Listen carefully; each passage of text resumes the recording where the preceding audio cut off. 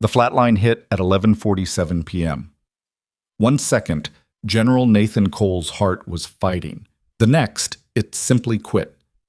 And the most celebrated cardiac surgeon in Redwood Valley Medical Center stood frozen at the bedside, paddles in hand, face blank as a man who just realized every assumption he'd ever made was wrong.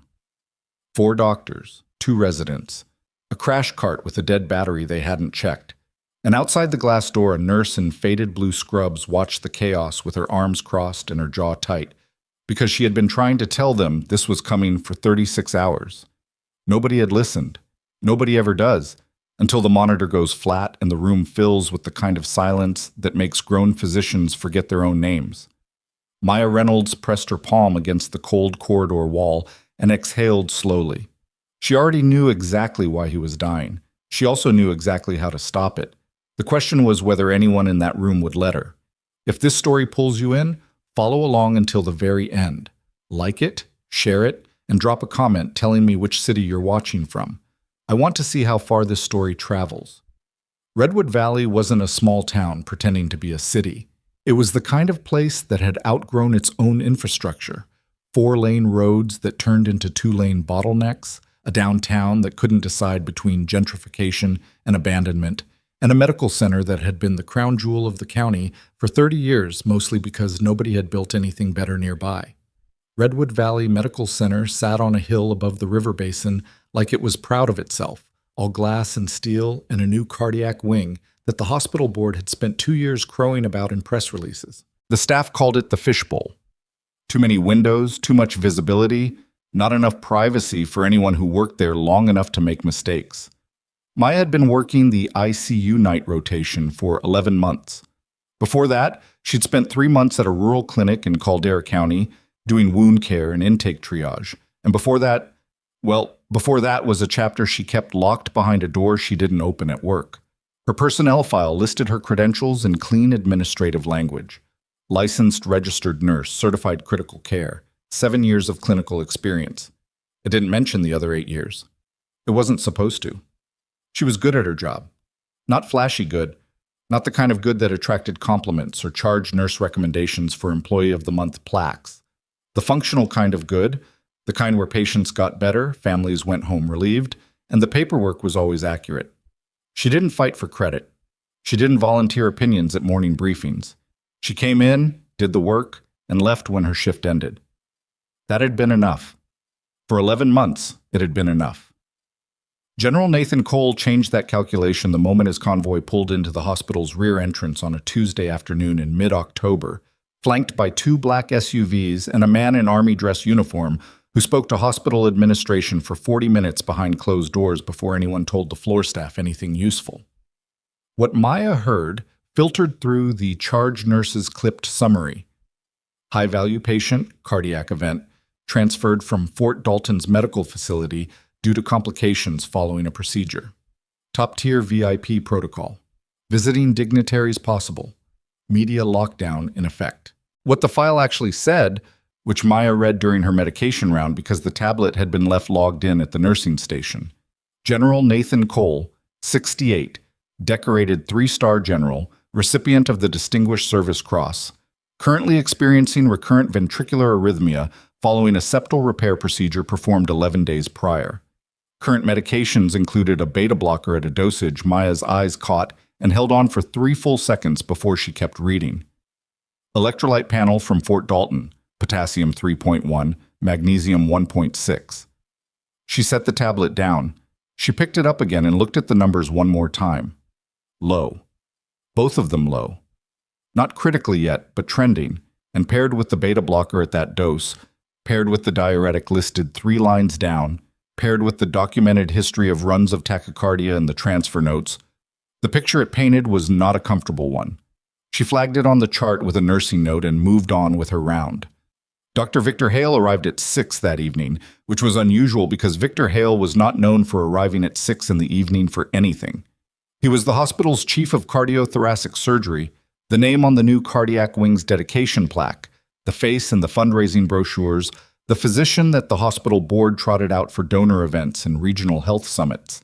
He was 61 years old and had the confidence of a man who had been told he was exceptional so many times that he'd stopped checking whether it was still true.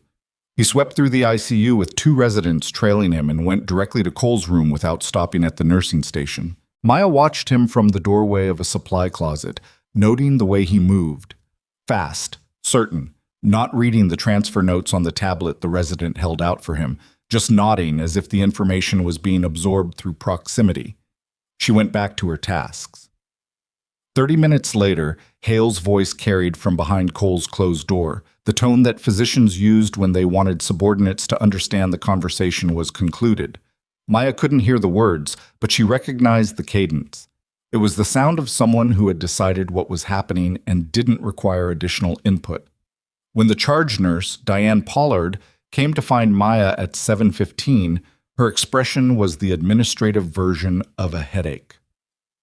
Dr. Hale reviewed the nursing notes on General Cole's chart, Diane said. Maya kept her eyes on the IV line she was checking. And?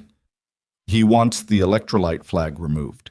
He says the numbers are within acceptable range for post-surgical management, and the nursing staff is not in a position to second-guess his medication protocol. Maya looked at her. The magnesium is 1.6, which he is aware of. With a diuretic on board and a documented, Maya, Diane's voice went flat. He's aware. He reviewed it. He's the attending of record. This isn't a discussion. Maya went back to the IV line. Her jaw moved once, then stopped. Fine.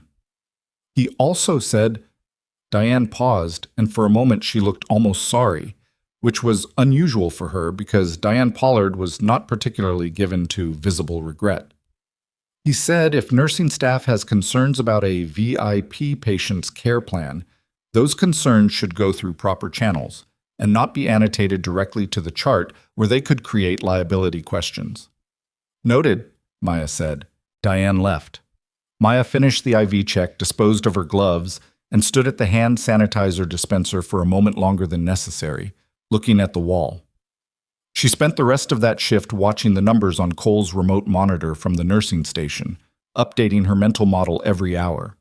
By 11 p.m., she'd noted 2 short runs of PVCs, premature ventricular contractions, the heart's way of stuttering, that resolved on their own but shouldn't have been happening at that frequency given his current medications. She documented them in the nursing notes with clinical language that was careful and precise and impossible to dismiss as alarmism. When she left at midnight, the general was stable, irritably, stubbornly stable in the way that patients sometimes were right before they weren't. The next morning, she came back to find that a day shift nurse named Priya had also flagged the potassium, which had drifted to 2.9 on the morning draw. Hale had ordered a supplement, oral potassium, 20 milliequivalents, and noted in the chart that the electrolyte trend was being monitored. Oral. When the patient was symptomatic, post-surgical, and showing cardiac irritability. Not IV replacement, oral. Maya read the order twice and then set the tablet down quietly on the nursing station counter and walked to the break room and poured herself coffee that she didn't drink. Priya found her there 10 minutes later. You saw the order. I saw it. I mentioned the IV route to Dr. Hale's resident. Priya was careful, choosing words.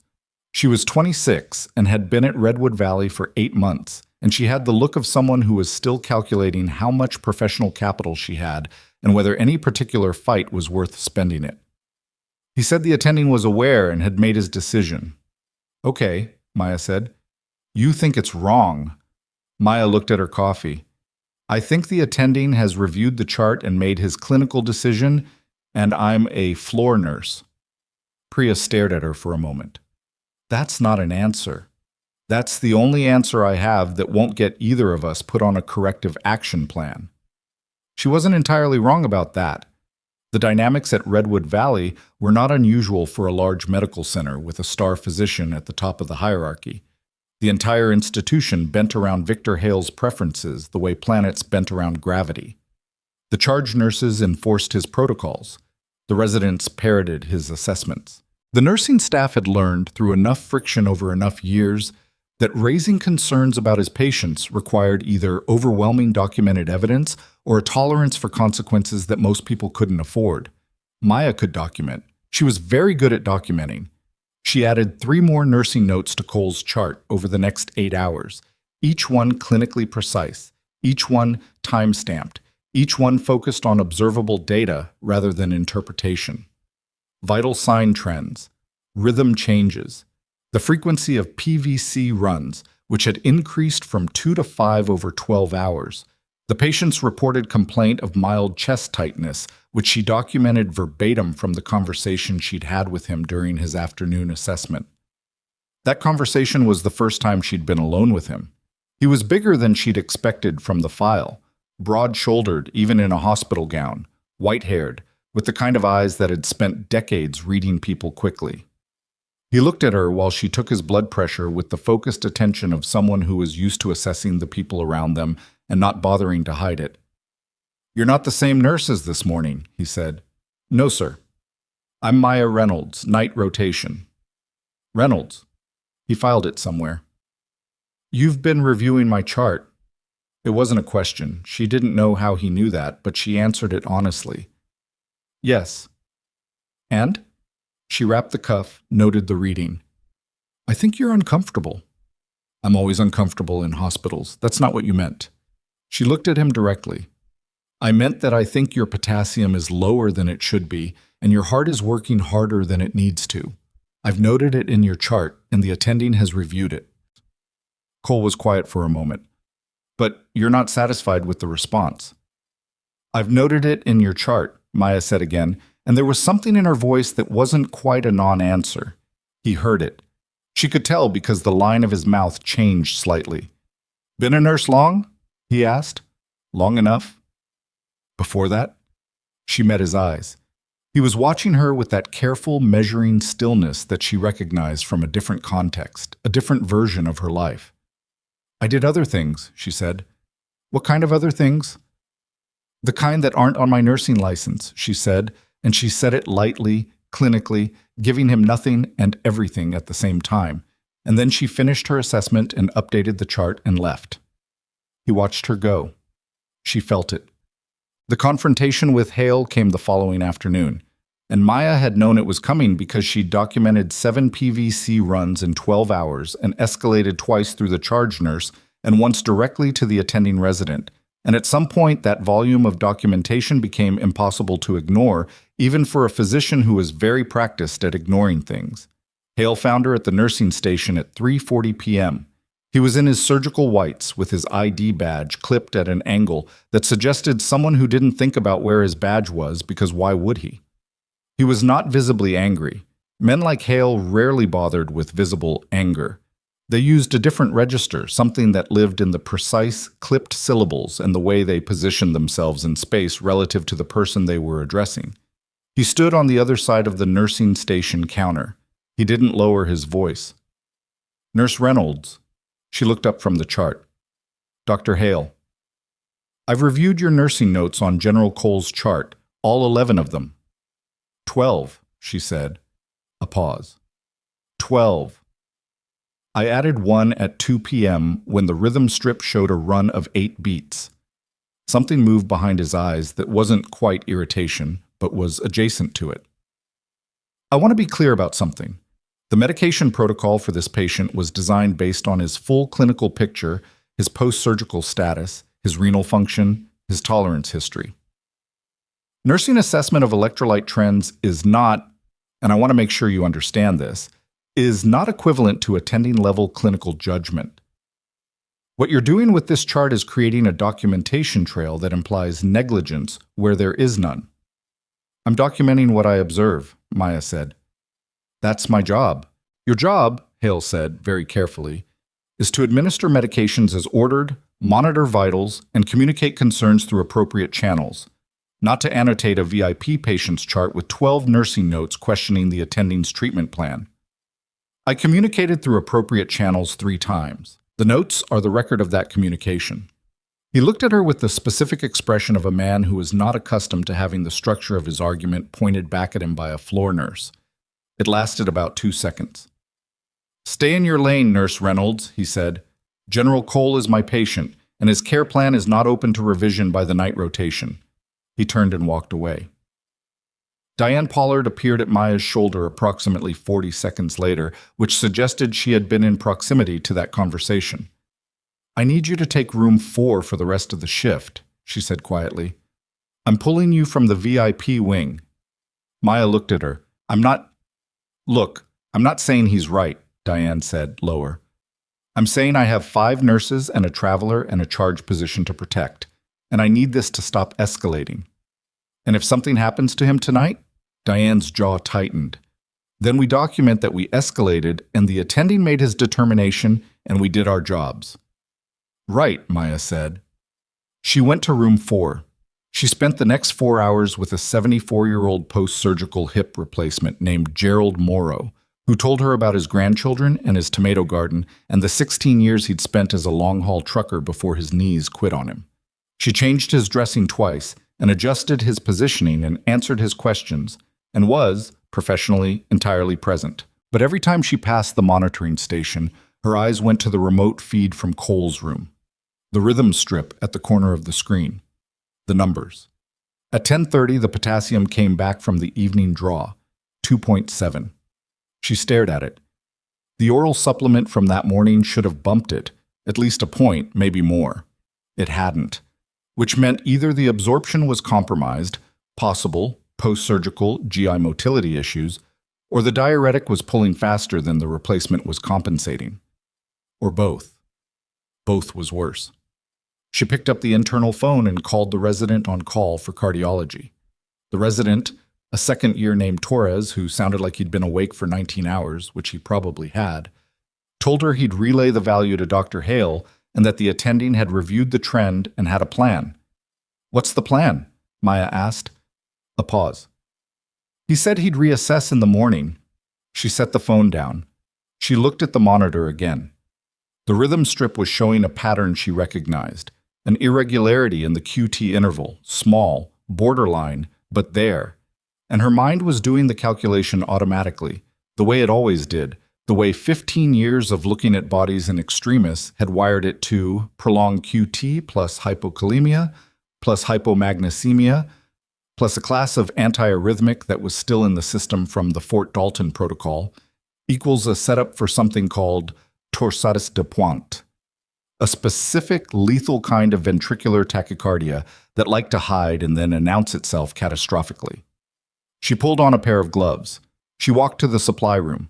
She pulled the magnesium sulfate from the emergency stock and stood there with it in her hand for a moment, in the harsh white light of the supply room, thinking about her nursing license and Diane Pollard's 5 nurses and a traveler, and thinking about a 68-year-old man down the hall whose heart was quietly being set up for failure by a physician who was too confident to be uncertain. She put it in her pocket. She went back to room 4 and sat with Gerald Morrow while he fell asleep, and she documented his vitals, and she did not go near the VIP wing, and she watched the clock. At 11:43 p.m., the alarm sounded. Not the soft chime of a monitoring alert. The full alarm. The rapid escalating tone that the ICU used for codes. The one that cut through the normal ambient noise of the floor like a blade. Maya was already standing when it happened. She didn't run. She walked, fast and deliberate, the way she'd learned to move in conditions where running communicated panic, and panic cost you seconds you couldn't afford. Through the glass of General Cole's room, she could see 4 people already inside and more converging. The monitor above the bed showed a line that was not a rhythm. The defibrillator was out, pads already being placed by a resident whose hands were moving too fast and not quite steadily enough. She stopped outside the door. She put her hand flat against the glass. She could see exactly what was happening. She could read it like a language she'd spoken for years in places where the words had weight. Torsades. Exactly what she'd calculated. The defibrillation wouldn't break it, not if the underlying electrolyte deficit wasn't corrected first. They could shock him until morning, and the arrhythmia would keep returning because they were treating the fire and not what was feeding it. Inside the room, Hale was calling for a second shock. Maya reached into her pocket and wrapped her fingers around the vial of magnesium sulfate that she had absolutely no business carrying on her person, and that she had been holding for 40 minutes while a man's heart marched toward this exact moment. She pushed open the door. The room went quiet in the specific way that rooms go quiet when someone enters who wasn't supposed to. Not silent. The monitors were still alarming. The defibrillator was cycling through its charging sequence. Someone's gloved hands were still doing compressions. But the quality of the noise changed. It became aware of her. Two residents turned. A scrub tech stepped back involuntarily. Hale, who was standing at the foot of the bed with his hands on the defibrillator paddles and the expression of a man running out of options he was willing to acknowledge, looked at Maya the way he might look at something he couldn't immediately categorize. "Nurse Reynolds." His voice was careful. "You're not assigned to this room." "No," she said. She was already moving toward the IV pole, reading the infusion pump settings in one pass. The way you learned to do when reading fast was the difference between a patient who made it and one who didn't. "You've shocked him twice." "We're preparing a third. It won't work." She said it without heat, without apology, without anything that could be read as emotional, just the flat, functional certainty of someone stating a fact about physics. "He's in Torsades." The prolonged QT on his strip from 2 hours ago was the setup. "You correct the magnesium first, or the rhythm comes back every time you break it." Hale set the paddles down on the crash cart. Not because he agreed, because the word Torsades had landed in the room like a stone dropping into still water, and the two residents were now looking at him, and a charge nurse who had arrived 30 seconds behind Maya was standing in the doorway watching, and the moment had a specific weight to it that Hale was experienced enough to recognize, even if he wasn't ready to concede it. "What are you holding?" he said. She held up the vial. "Magnesium sulfate, 2 grams IV push, then a maintenance infusion while you replace the potassium by IV. Not oral. IV, his gut isn't absorbing." She looked at the resident closest to the IV access. "What's his line?" The resident, young, female, dark circles under her eyes, looked at Hale. He didn't move. She looked back at Maya. "Peripheral. Right AC. 18 gauge. That'll work." Maya uncapped the vial. "Someone needs to draw up potassium chloride, 40 milliequivalents, and I need a secondary bag set up for a mag drip at 1 gram per hour after the push." Nobody moved for 3 seconds. 3 seconds in a code is a long time. "Dr. Hale," Maya said quietly, not looking at him, preparing the push. "His rhythm is deteriorating. You can stop me after." Something shifted in Hale's face. It wasn't surrender, wasn't agreement. It was the calculation of a man who understood that if this patient died in the next 4 minutes, and it came out that he had stood in the way of a potentially correct intervention, that outcome was worse than the one where he let the floor nurse act, and was wrong. He gestured to the resident. "Draw up the potassium." The room moved again, controlled, fast. Maya pushed the magnesium. She watched the monitor. 15 seconds. 20. The rhythm on the screen continued its chaotic spiral, the visual signature of Torsades, the heart's electrical system firing in a pattern that served no functional purpose, that pumped nothing, that was slowly starving the brain on the other side of it. 30 seconds. "It's not," someone started. "Wait," Maya said. At 38 seconds, the rhythm broke. It didn't smooth out immediately. It stuttered, lurched, through a few more aberrant beats like an engine misfiring after being flooded. Then, with the particular grudging reluctance of a body that had been pushed very close to a line it could not have come back from, it settled. Sinus rhythm. Irregular, rate of 88, not clean, but recognizable. Functional. The monitor showed a heartbeat. The room held its breath. "Potassium's drawn up," the resident said, voice carefully neutral. "Run it over 2 hours," Maya said. "Continuous monitoring. Check another mag level at 30 minutes." She stepped back from the IV pole. Her hands were steady. She hadn't noticed until just now. "He'll need a repeat electrolyte panel in 90 minutes, and someone should reassess the diuretic dose. It's been pulling faster than the replacement can compensate. That's how we got here." Hale was watching her with an expression she couldn't fully read. Not anger anymore. Something more complicated than anger, something that involved his own reflection in a way that he clearly did not enjoy. "Where did you get the magnesium?" he asked. "Supply room." "You pulled emergency stock without an order." "Yes."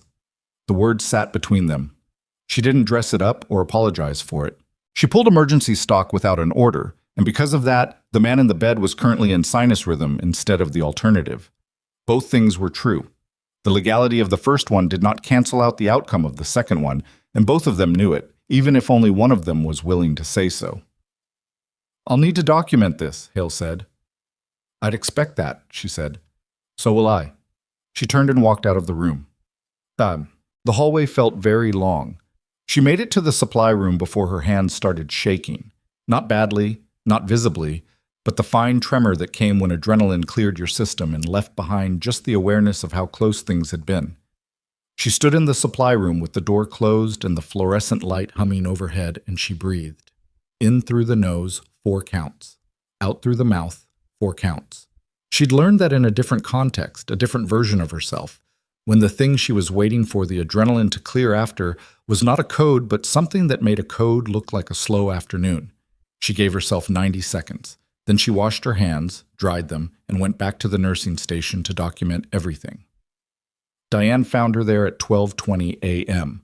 The charge nurse looked like she'd aged slightly in the last half hour, which Maya understood, because watching a staff nurse push emergency medication in a VIP patient room without a physician order was the kind of thing that gave charge nurses the very specific anxiety of someone who was standing between 2 sets of consequences and not sure which direction was safer.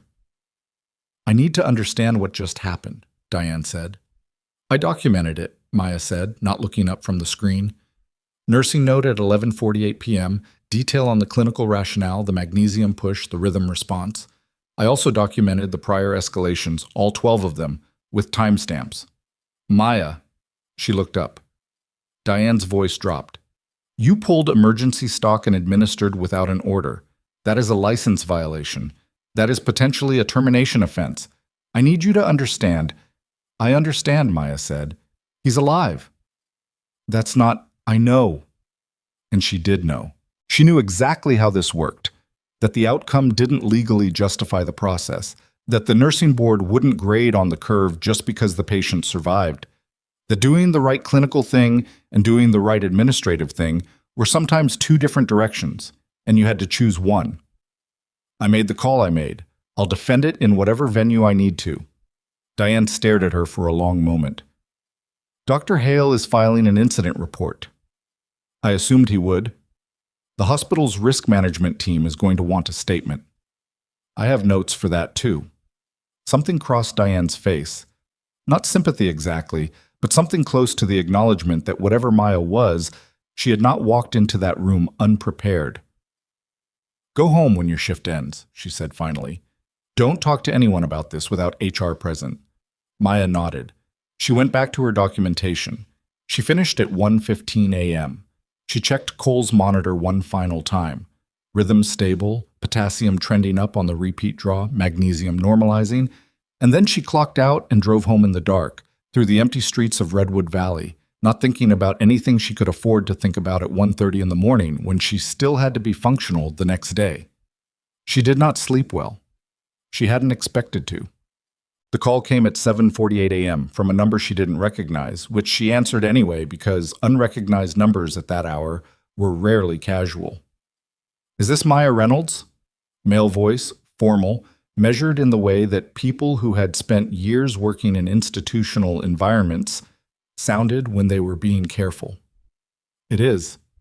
"This is Sergeant First Class Ethan Brooks, aide to General Nathan Cole. I'm calling because the General asked me to reach you directly." A brief pause. "He's awake." She sat up in bed. "I heard his rhythm stabilized." "It did. He's asking to speak with you, not through the hospital, not through administration. He specifically asked that I call you directly." Another pause. "He also said, and I'm quoting him, 'Tell her I know what she put in her pocket.'" Maya closed her eyes for 1 second. "I'll be there in 40 minutes, she said. She was there in 35. The VIP wing at 8:30 a.m. had a different quality than it did at midnight. More staff visible, more administrative presence, the quiet hum of daytime institutional machinery. Maya signed in at the nursing station with her regular credentials and walked toward Cole's room with the particular purposeful calm of someone who had nothing to hide and also nothing to announce. Ethan Brooks was waiting in the hallway. He was somewhere in his early 40s, compact, the kind of build that came from functional fitness rather than aesthetic effort, with a way of standing that took up exactly as much space as he needed and no more. He assessed her in the first 2 seconds, and she assessed him in return, and they both knew the other one had done it. "Nurse Reynolds," he said. "Sergeant Brooks." He didn't react to her use of his rank, but his eyes sharpened fractionally, which was a reaction in itself. "The general wanted to see you before the medical director gets here." "When is the medical director coming?" 9 o'clock. His expression didn't change. Dr. Hale filed a formal complaint at 6 this morning. She had expected that too. "What's the general's condition?" "Stable. Irritable about being stable, which is apparently normal for him." Brooks moved toward the room's door. "He was very specific about wanting to talk to you before anyone from the hospital administration is present. I don't know what that means for you from a procedural standpoint." "It means I'm walking into a conversation without HR," Maya said, "which my charge nurse told me not to do." "Do you want me to set—" "No," she said. "Open the door." Cole looked better than he had any right to look for a man who had been in Torsades 9 hours earlier. He was still gray around the edges. The particular grayness of someone whose body had been working very hard and was still remembering it. But he was upright, which she hadn't expected, and his eyes had that same focused attention she remembered from 2 days prior, which meant that whatever had happened to his body overnight, his mind was already fully operational. "Nurse Reynolds," he said. "General?" She stopped at the foot of the bed. "You look better than you should." "I've been told that before." He studied her. "Sit down." "I'm fine standing." "I wasn't asking." She sat down. For a moment he just looked at her, then he said, "You were in the supply room for 3 minutes before my alarm sounded. I know because Brooks was in the hallway, and he noted the time when he saw you go in. He noted it because—" Cole paused. "Because he's very good at his job, and you moved like someone who knew exactly where they were going and why." Maya said nothing. "The magnesium," Cole said. "You'd already decided what was wrong, and you'd already gotten what you needed before the code started." "I escalated through 4 channels over 2 days," she said. "I documented the trend, I communicated my concerns to the attending and his resident and the charge nurse and the on-call service. None of it resulted in a change to your protocol." She kept her voice even. "So yes, I anticipated the outcome and I prepared accordingly." He was quiet for a moment. "That's not standard nursing practice." "No? Where did you learn to anticipate like that?" The question sat between them. Outside the window, the morning light was coming through the fishbowl glass in long, flat panels, and somewhere down the hall a medication cartwheel was squeaking rhythmically against the linoleum, and Maya looked at Nathan Cole and made a decision she'd been not making for 11 months. "I was a combat medic," she said. 8 years, 3 deployments. The last one was— classified is the wrong word. It's just not something I talk about." Cole's expression didn't change in the way someone's expression changes when they're surprised. It changed in the way someone's expression changes when they've confirmed something they already suspected. "Which unit?" She looked at him. "I'm not asking for your record," he said. "I'm asking because I want to know if I know the people who trained you." 82nd Airborne, she said, and then a detachment that operated out of Fort Harlan that I'm not going to name at a hospital bedside. Something moved across his face. Fast, controlled, the way military people processed information. No performance, just recognition. "Fort Harlan was decommissioned in 2019, he said quietly. "Yes, sir." He looked at her for a long moment, then, "Why are you a floor nurse in Redwood Valley?" It was the question people always asked, the ones who found out. She had several versions of the answer. The administrative one, the deflective one, the vague one about wanting a quieter life. None of them were fully untrue, and none of them were fully honest. I was ready to stop, she said. What I was doing before, it was necessary work, but it cost things I wasn't willing to keep paying indefinitely. Nursing seemed like a way to keep doing the part that mattered without the rest of it. And the part that mattered was keeping people alive, she said simply. Cole was quiet. Then he said, almost to himself, same hands. She didn't respond to that. She was already thinking about the 9 o'clock meeting, about what Hale's complaint would contain, about whether the 12 nursing notes she'd documented were going to be read as careful clinical escalation or as insubordination dressed up in paperwork. The complaint Hale filed, she said. Do you know what's in it? Brooks pulled it. Cole's voice had shifted. The personal register closed, something more operational taking its place. Unauthorized medication administration, insubordination, interference with attending physician's care plan. He's recommending suspension pending investigation. The word suspension didn't land the way she expected it to. It landed quietly, with weight, the way things landed when you'd been partly expecting them. He's not wrong about the authorization, she said. He's wrong about everything else. Cole looked at her steadily. I'm going to speak to your medical director. General, the man who saved my life got a formal complaint filed against her at 6 a.m. by the physician whose mistake almost killed me, he said, and the quiet in his voice was not the quiet of restraint.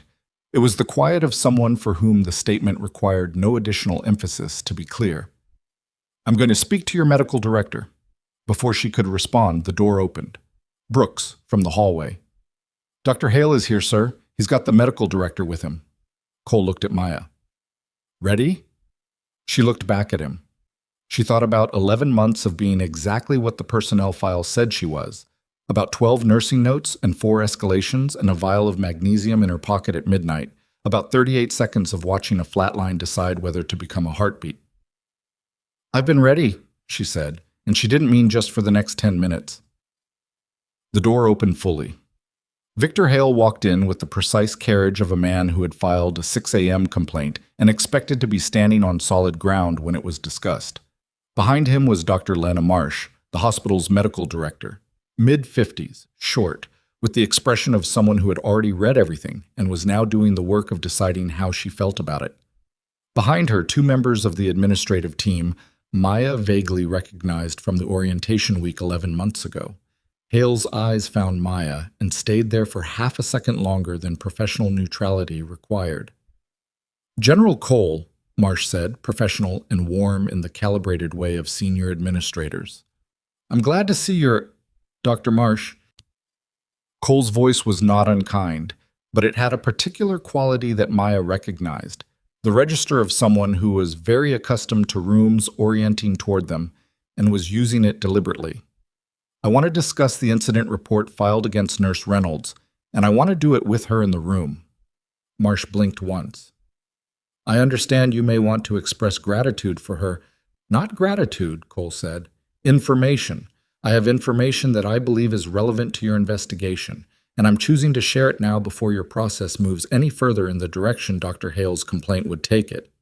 Hale straightened. With respect, General, the clinical and administrative details of this incident are a matter for Dr. Hale. Cole looked at him directly. You want to file a complaint against the nurse who saved my life while you were administering the 3rd shock to a magnesium-deficient patient in Torsades. I've read the nursing notes. All 12 of them. I'd like you to explain to me why none of them resulted in a change to my potassium protocol before 11:43 p.m. The room went quiet. Not the polite quiet of professional disagreement being navigated. The hard, still quiet of an accounting that everyone present could feel arriving. Hale's jaw moved.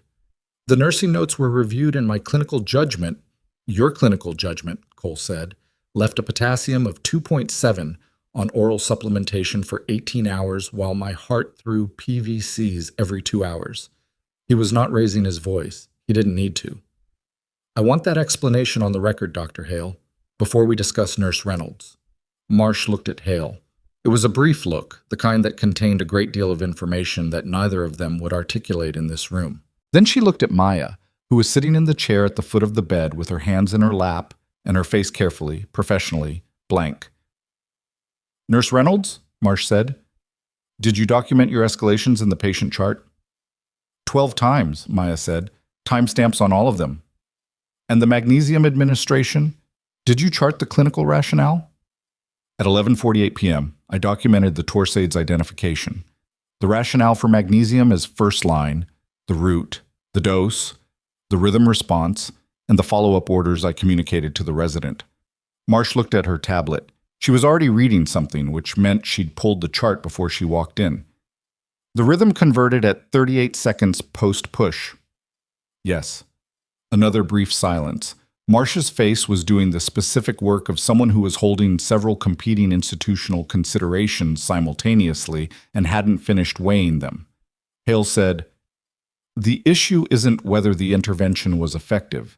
The issue is that a floor nurse unilaterally—" "Victor," Marsh said his first name quietly, which was the medical director equivalent of a warning shot. "We'll discuss process, but I need the clinical picture first." She looked at Cole. "General, I appreciate your perspective, and I want to assure you that this hospital takes patient safety." "I know what hospitals take seriously," Cole said. "I've been in enough of them. What I'm asking is that you look at what actually happened here before the documentation gets written in a way that buries it."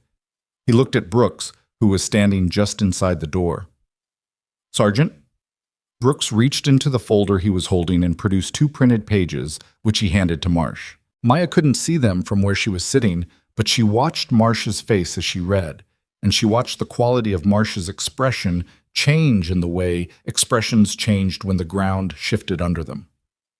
"What is this?" Marsh asked. "My service record," Cole said, "relevant portions, and a letter I wrote this morning, which is the second page." He paused. "I've been in contact with Fort Dalton's command staff since 6 a.m. They're aware of the situation." Hale looked at the pages in Marsh's hands. Something in his expression shifted. Not collapse, not yet, but the first hairline fracture in the certainty he'd walked in with. Marsh read the second page twice. Then she lowered the papers and looked at Cole. Then at Maya. Then at Hale. In that order, with the specific focus of someone assembling a picture she was not going to enjoy having assembled. "I'm going to need to pause this conversation," she said carefully. "I need to make some calls." "Take your time," Cole said. Marsh looked at Maya. "Nurse Reynolds, I'm going to ask you to stay available. Don't leave the hospital." "I'm on shift," Maya said. I wasn't planning to." Marsh nodded. She looked at Hale once more, and whatever was in that look made him set his jaw and look at the window. And then she walked out with her administrative team trailing behind her, and the door swung shut, and the room held its reconfigured silence. Hale stood there for a moment. He was still in the room. Maya hadn't quite registered that he hadn't followed Marsh out. He was standing near the door with his arms at his sides and his surgical whites and his badge at its careless angle, and he was looking at the floor with the expression of a man who had spent 20 years building a structure and had just watched the first stone shift. He looked up. He looked at Cole. He didn't look at Maya. "I reviewed the chart," he said. Not to Cole, not quite to Maya. It came out like something he was testing the weight of. "I reviewed it, and I made a decision." Neither of them answered him. "The magnesium," he said, slower. "I should have... The QT..." He stopped.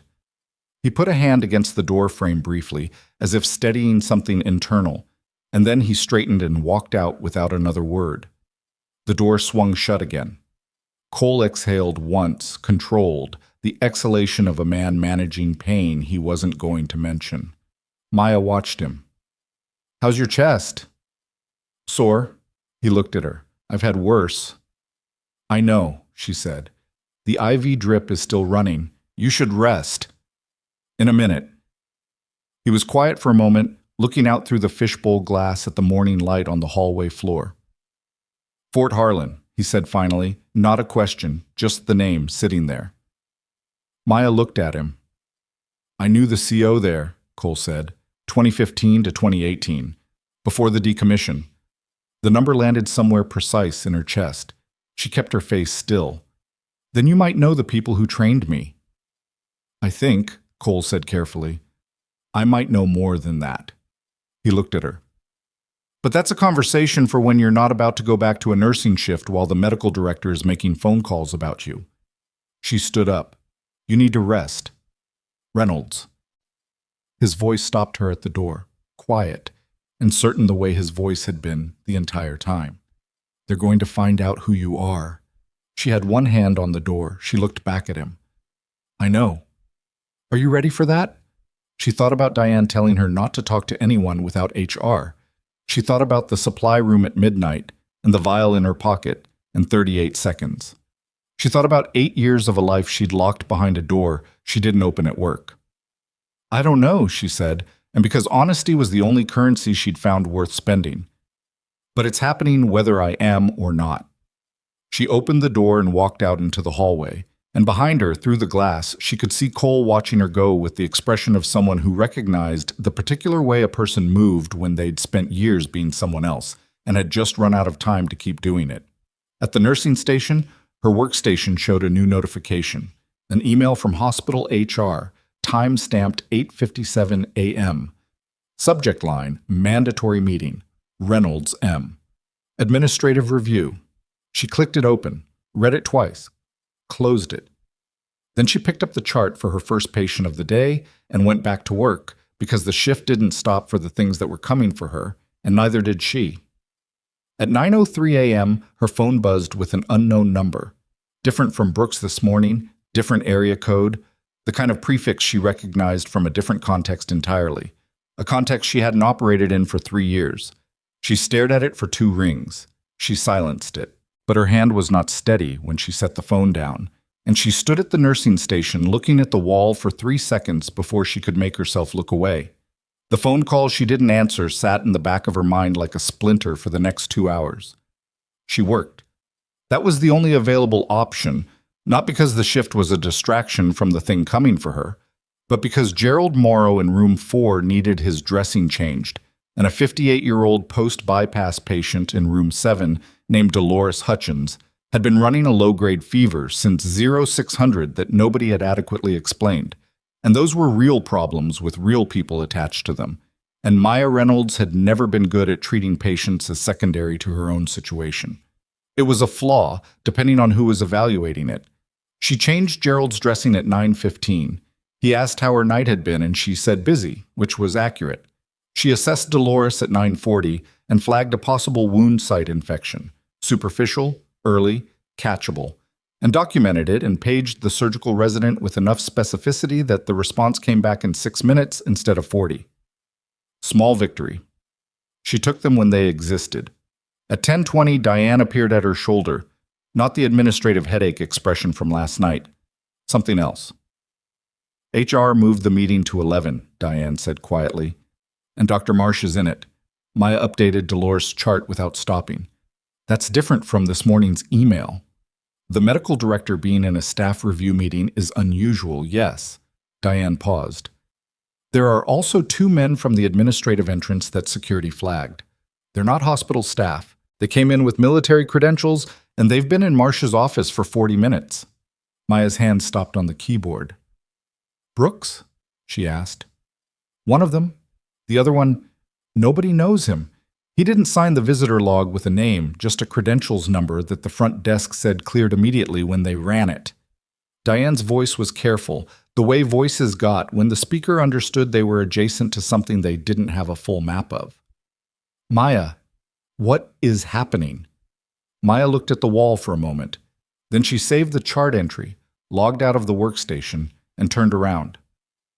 I need to make a phone call before 11, she said. Can you cover room 7 until I'm back?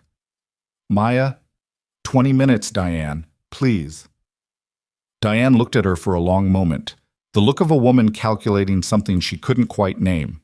Then she nodded once and went toward room 7, and Maya went toward the stairwell, because the stairwell was the one place in Redwood Valley Medical Center where the security cameras had a documented blind spot that she'd identified in her second week and never mentioned to anyone. She called the number back in the stairwell, 1 flight below the ICU, standing with her back against the cinder block wall. It rang once. Reynolds. The voice on the other end was male, not Brooks, not anyone she could immediately place. But the cadence of it, The particular flat efficiency of someone who communicated in information rather than greeting told her enough. "We've been trying to reach you since 700. "I was on shift," she said. "Who is this?" "Colonel James Rutherford, DIA, Defense Intelligence Agency. We're aware of the situation at Redwood Valley. We're also aware that General Cole made contact with you this morning and that a hospital administrative process has been initiated." "That's accurate," she said. "We'd like you to be aware of a few things before your 11 o'clock meeting." A brief pause, the kind that preceded careful language. The General's transfer to Redwood Valley originated from a recommendation that came through unofficial channels. There were questions about the medication protocol he arrived with from Fort Dalton, questions that were raised internally and not acted on. Those questions have now become relevant. Maya processed that. Someone flagged the protocol before he was transferred. Flagged is the diplomatic word. And the flag was ignored. The situation is being reviewed at a level above this hospital's administrative structure, Rutherford said, which is relevant to your meeting today and relevant to what Dr. Hale's complaint is likely to encounter when it gets there. She understood what he wasn't saying. She'd spent 8 years learning to read the space around statements. "You're telling me not to walk into that room alone.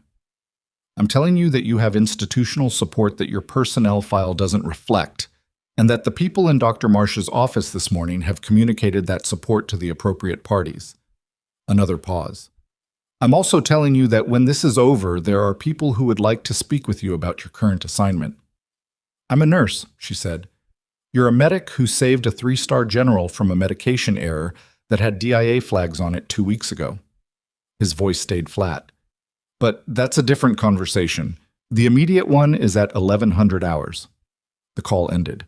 She stood in the stairwell for a moment, staring at the gray concrete, doing the arithmetic of the last 18 hours. The Fort Dalton protocol, the medication error, the flags that had been raised and not acted on.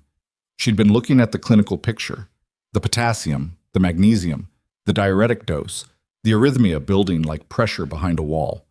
She'd seen it as negligence, as a physician too arrogant to take nursing escalation seriously, as an institution that had built its hierarchy so high that information couldn't travel upward fast enough to matter.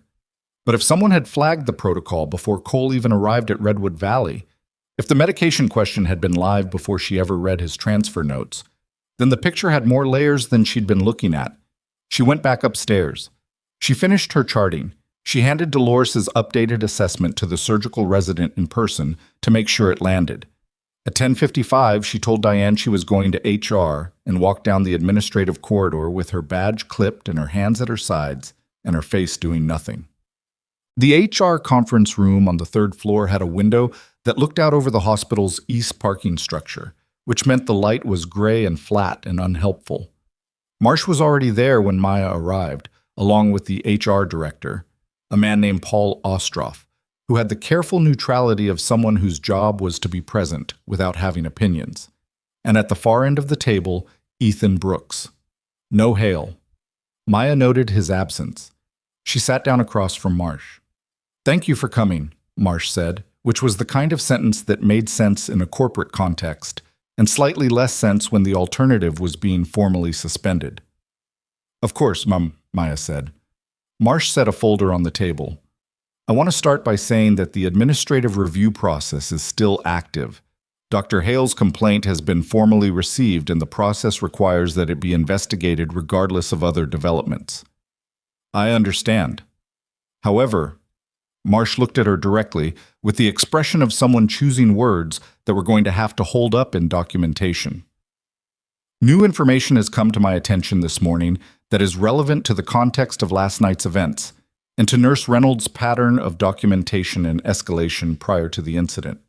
Brooks, from the end of the table. "Dr. Marsh, with the General's permission, I can speak to Nurse Reynolds' professional background and prior service record, if that would assist the review." "That would be helpful," Marsh said, in a tone that indicated she had already partially been informed and wanted it on the record. Brooks set a folder of his own on the table. Maya Reynolds served as a combat medic with the 82nd Airborne Division for 4 years, followed by 3 years with a Joint Special Operations Unit operating out of Fort Harlan, Nevada. During that service, she received the Army Commendation Medal and the Bronze Star for actions in 2 separate combat deployments. She was involved in advanced trauma and critical care operations, including field resuscitation, hemorrhage control, and emergency cardiac intervention under combat conditions.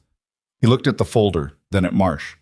Her separation from service was honorable. Her transition to civilian nursing was voluntary. Ostroff was writing something. Marsh was looking at Maya. "You didn't disclose your service background in your employment application," Marsh said. "It wasn't asked for," Maya said. "My nursing license is current. My critical care certification is current. The application asked for clinical credentials and references, which I provided." "The concealment of relevant—" "I didn't conceal anything I was required to disclose," Maya said. "My military service is not a licensing credential. It's personal history." She paused, then added, "Because it was true, and because saying it was the only honest thing. I came here to be a nurse, not a veteran. If I'd led with the service record, every interaction I had on this floor would have been filtered through it. I didn't want that." Marsh was quiet for a moment. Then, with the particular tone of someone who is setting down one line of questioning to pick up another, "The Magnesium Administration. Walk me through the clinical rationale." Maya walked her through it, precisely, sequentially, without editorializing. The QT prolongation on the 9:30 p.m., rhythm strip, the potassium trajectory across 3 draws over 18 hours, the documented failure of oral supplementation to compensate against an ongoing diuretic, the pattern that, in combination with the antiarrhythmic residual from Fort Dalton's protocol, created a substrate for torsade de pointe. She used specific numbers. She referenced timestamps. She did not say, "I told you so," in any of its available forms. When she finished, Marsh said, "If you'd had a physician order in that moment, you would have administered the same intervention." "Yes." "But you didn't have one." "No." "And you administered anyway." "Yes." She didn't look away. At 11:45 p.m., I was watching a 3-star general in refractory torsades while the physician on record called for a 3rd defibrillation attempt. Defibrillation in torsades without correcting the underlying electrolyte deficit is clinically documented as insufficient. The rhythm breaks and returns. The corrective intervention was magnesium sulfate, which I had drawn from the emergency stock and had on my person because I had spent 2 days watching the conditions for this exact event develop, and nobody with prescribing authority had acted on the escalations. She set her hands flat on the table. "I made a decision. I'll defend the clinical reasoning for it, as long as anyone wants to have that conversation. The authorization question is separate, and I understand that it exists." Marsh looked at her for a long moment.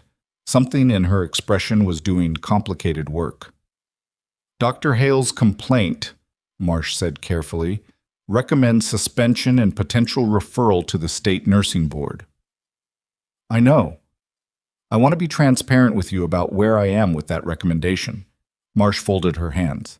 "The clinical documentation you produced over the preceding 48 hours it's extensive, it's specific. It reflects a pattern of escalation that was not acted on at the attending level, and the outcome of that inaction is documented in the patient's own chart." She paused. "I also received this morning a written communication from Fort Dalton's medical command regarding the transfer protocol for General Cole, which raises questions about decisions that were made before he arrived at this facility." Maya watched her, waited. "I am not in a position to make a final determination today," Marsh said, "but I want you to know that Dr. Hale's complaint is not the only thing on my desk, and it is not going to be treated as the primary document in this review." From the end of the table, Brooks said quietly, "General Cole has also requested the opportunity to provide a formal statement regarding his assessment of the nursing care he received." Ostroff looked up from his notes. Marsh looked at Brooks. A brief silence passed between them that carried the specific weight of institutional recalculation. "Tell the general we appreciate that," Marsh said. Maya drove back to the floor after the meeting and spent 10 minutes in the women's restroom, not doing anything in particular, just standing at the sink with the water running, because the meeting had gone as well as anything she'd walked into recently had gone, and that still didn't make it simple. Her license was still under review.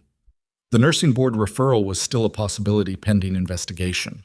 The 12 notes and the timestamps and the clinical precision of her documentation were the strongest defense she had, And they were good, but they weren't a guarantee. And she knew how institutional processes worked well enough to know that not the primary document was a different thing from resolved. She dried her hands and went back to her patients. The second phone call came at 2:17 p.m., and this time it was a number she recognized. The ICU extension, direct line, which could only mean someone at the nursing station was calling her. Reynolds. She was in the medication room. It's Priya. The day shift nurse's voice was lower than usual, slightly tighter. You need to come to the VIP wing, right now. What's happening? General Cole is asking to see you, but that's not... A brief pause. There's a woman here. She arrived 20 minutes ago. She has federal credentials. She's been in with Marsh for 15 minutes, and now she's asking to see you specifically. She told the charge nurse her name is Vasquez, and she's from the office of the Inspector General. Maya set down the medication cup she was holding. OIG. Department of Defense OIG. Priya's voice dropped further. Maya, she's got a file. I saw it when she walked past. It has the hospital's name on it, Redwood Valley, and below that it said Fort Dalton Protocol Review.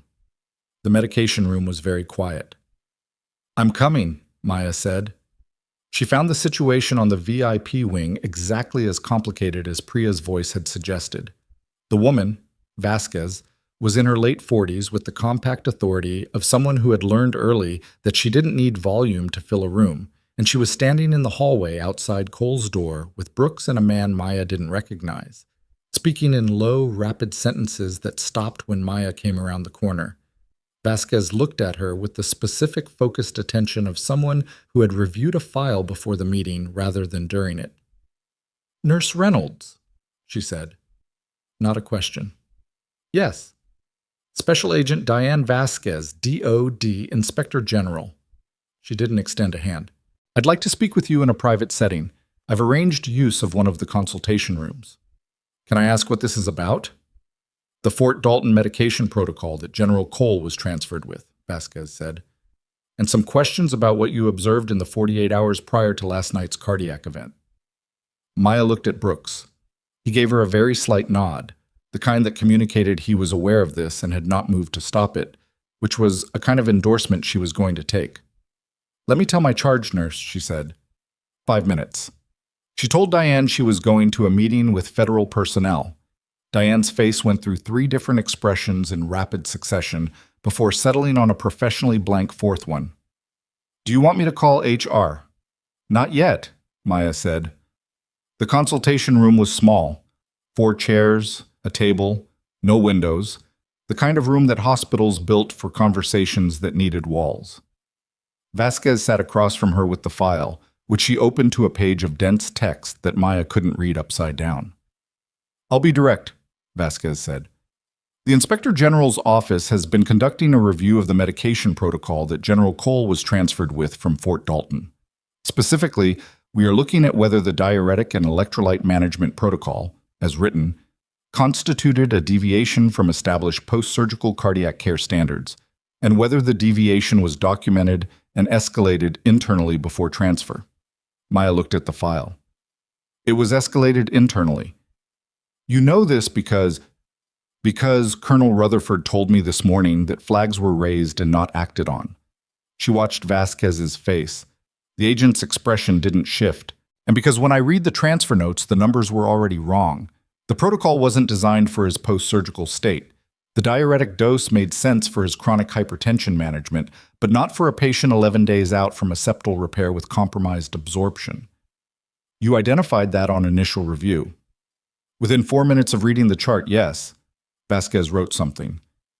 And you escalated to the attending on record. To the attending, his resident, the charge nurse, and the on-call cardiology service, over approximately 40 hours. Maya said it without emotion. All 12 escalations are documented in the patient chart with timestamps. None of them resulted in a protocol change. No. Vasquez looked at her steadily. I want to ask you something that is outside the scope of my formal questions, and you're not required to answer it. Maya waited. The magnesium you had on your person at 11:43 p.m., Vasquez said. You'd been watching this patient for 2 days. You'd identified the trajectory. You prepared an intervention before the code was called. She paused. Did you know it was going to happen last night specifically, or were you carrying it as a contingency? It was the most precise question anyone had asked her since this started. Contingency, Maya said. The rhythm was deteriorating on the 9:30 strip. The potassium came back at 2.7 at 2200, and the oral supplementation clearly wasn't compensating. Those two things together in a patient with his history, I wasn't certain, but I put the probability high enough that carrying the intervention made more sense than not. She paused. I've operated in environments where you carry the solution before the problem confirms itself, because waiting for confirmation costs time you don't have. Fort Harlan, Vasquez said quietly. Maya said nothing. Your service record, as it relates to the classified unit operations, that's outside what I'm authorized to discuss in this context, Vasquez said. But I want you to know that the people who authorized your separation from that unit have been contacted in connection with this review, and their assessment of your capabilities and judgment is consistent with what I'm seeing in this conversation. She closed the file. I'm going to give you an honest assessment of where the IG's review stands. The Fort Dalton protocol is being examined for a deviation that preceded General Cole's arrival here. That deviation intersects with a pattern of administrative decisions at Fort Dalton that the IG has been looking at for reasons unrelated to this patient. Last night's cardiac event is now a documented outcome of that deviation, which means the review that was bureaucratically slow-moving 2 weeks ago has become significantly more urgent. Who made the call on the protocol? Maya asked. At Fort Dalton. That's part of what we're establishing, Vasquez said carefully. What I can tell you is that Dr. Hale's decision to ignore your escalations is going to be examined in the context of the larger picture, not as an isolated incident. She looked at Maya. His complaint against you is going to be reviewed in the same context. Maya sat with that for a moment. Then, the complaint doesn't go away on its own.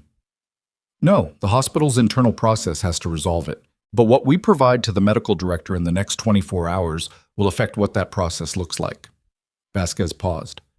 I can tell you that nurse acting outside her lane is a more difficult position to sustain when the lane she was operating in saved the life of a patient whose death would have been causally connected to a federal medication error that was already under investigation. She said it neutrally, as if describing weather. Maya took a breath. What do you need from me? A formal statement. Today, if possible. Everything you observed from the time you first reviewed General Cole's transfer notes through 11:50 p.m. last night. Vasquez set a legal pad on the table. In your own words, in clinical detail. The same way you'd write a nursing note, but longer. Maya looked at the legal pad, then at Vasquez. I've been on shift since 7. I know. I'm asking anyway. She pulled the legal pad toward her and picked up the pen. She wrote for 40 minutes.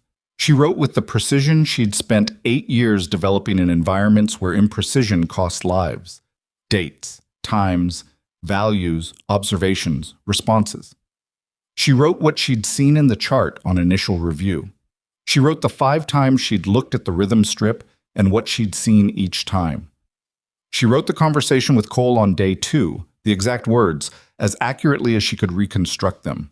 She wrote 11:43 p.m. in the way she would have written a field report, not as a story, not with the softening that came from wanting to seem reasonable, but as a sequence of events with clinical decision points attached to each one. When she finished, her hand hurt. She handed the pad to Vasquez, who read it without speaking for several minutes.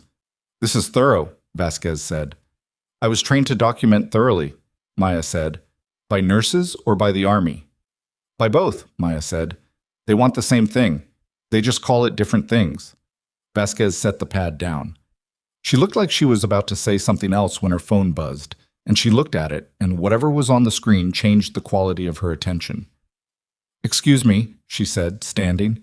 She stepped out of the consultation room. Maya sat alone at the table, looking at the legal pad, the 40 minutes of her own handwriting representing 40 hours of watching something avoidable approach. Vasquez came back 2 minutes later. She stood in the doorway rather than sitting, which was a posture shift Maya noted.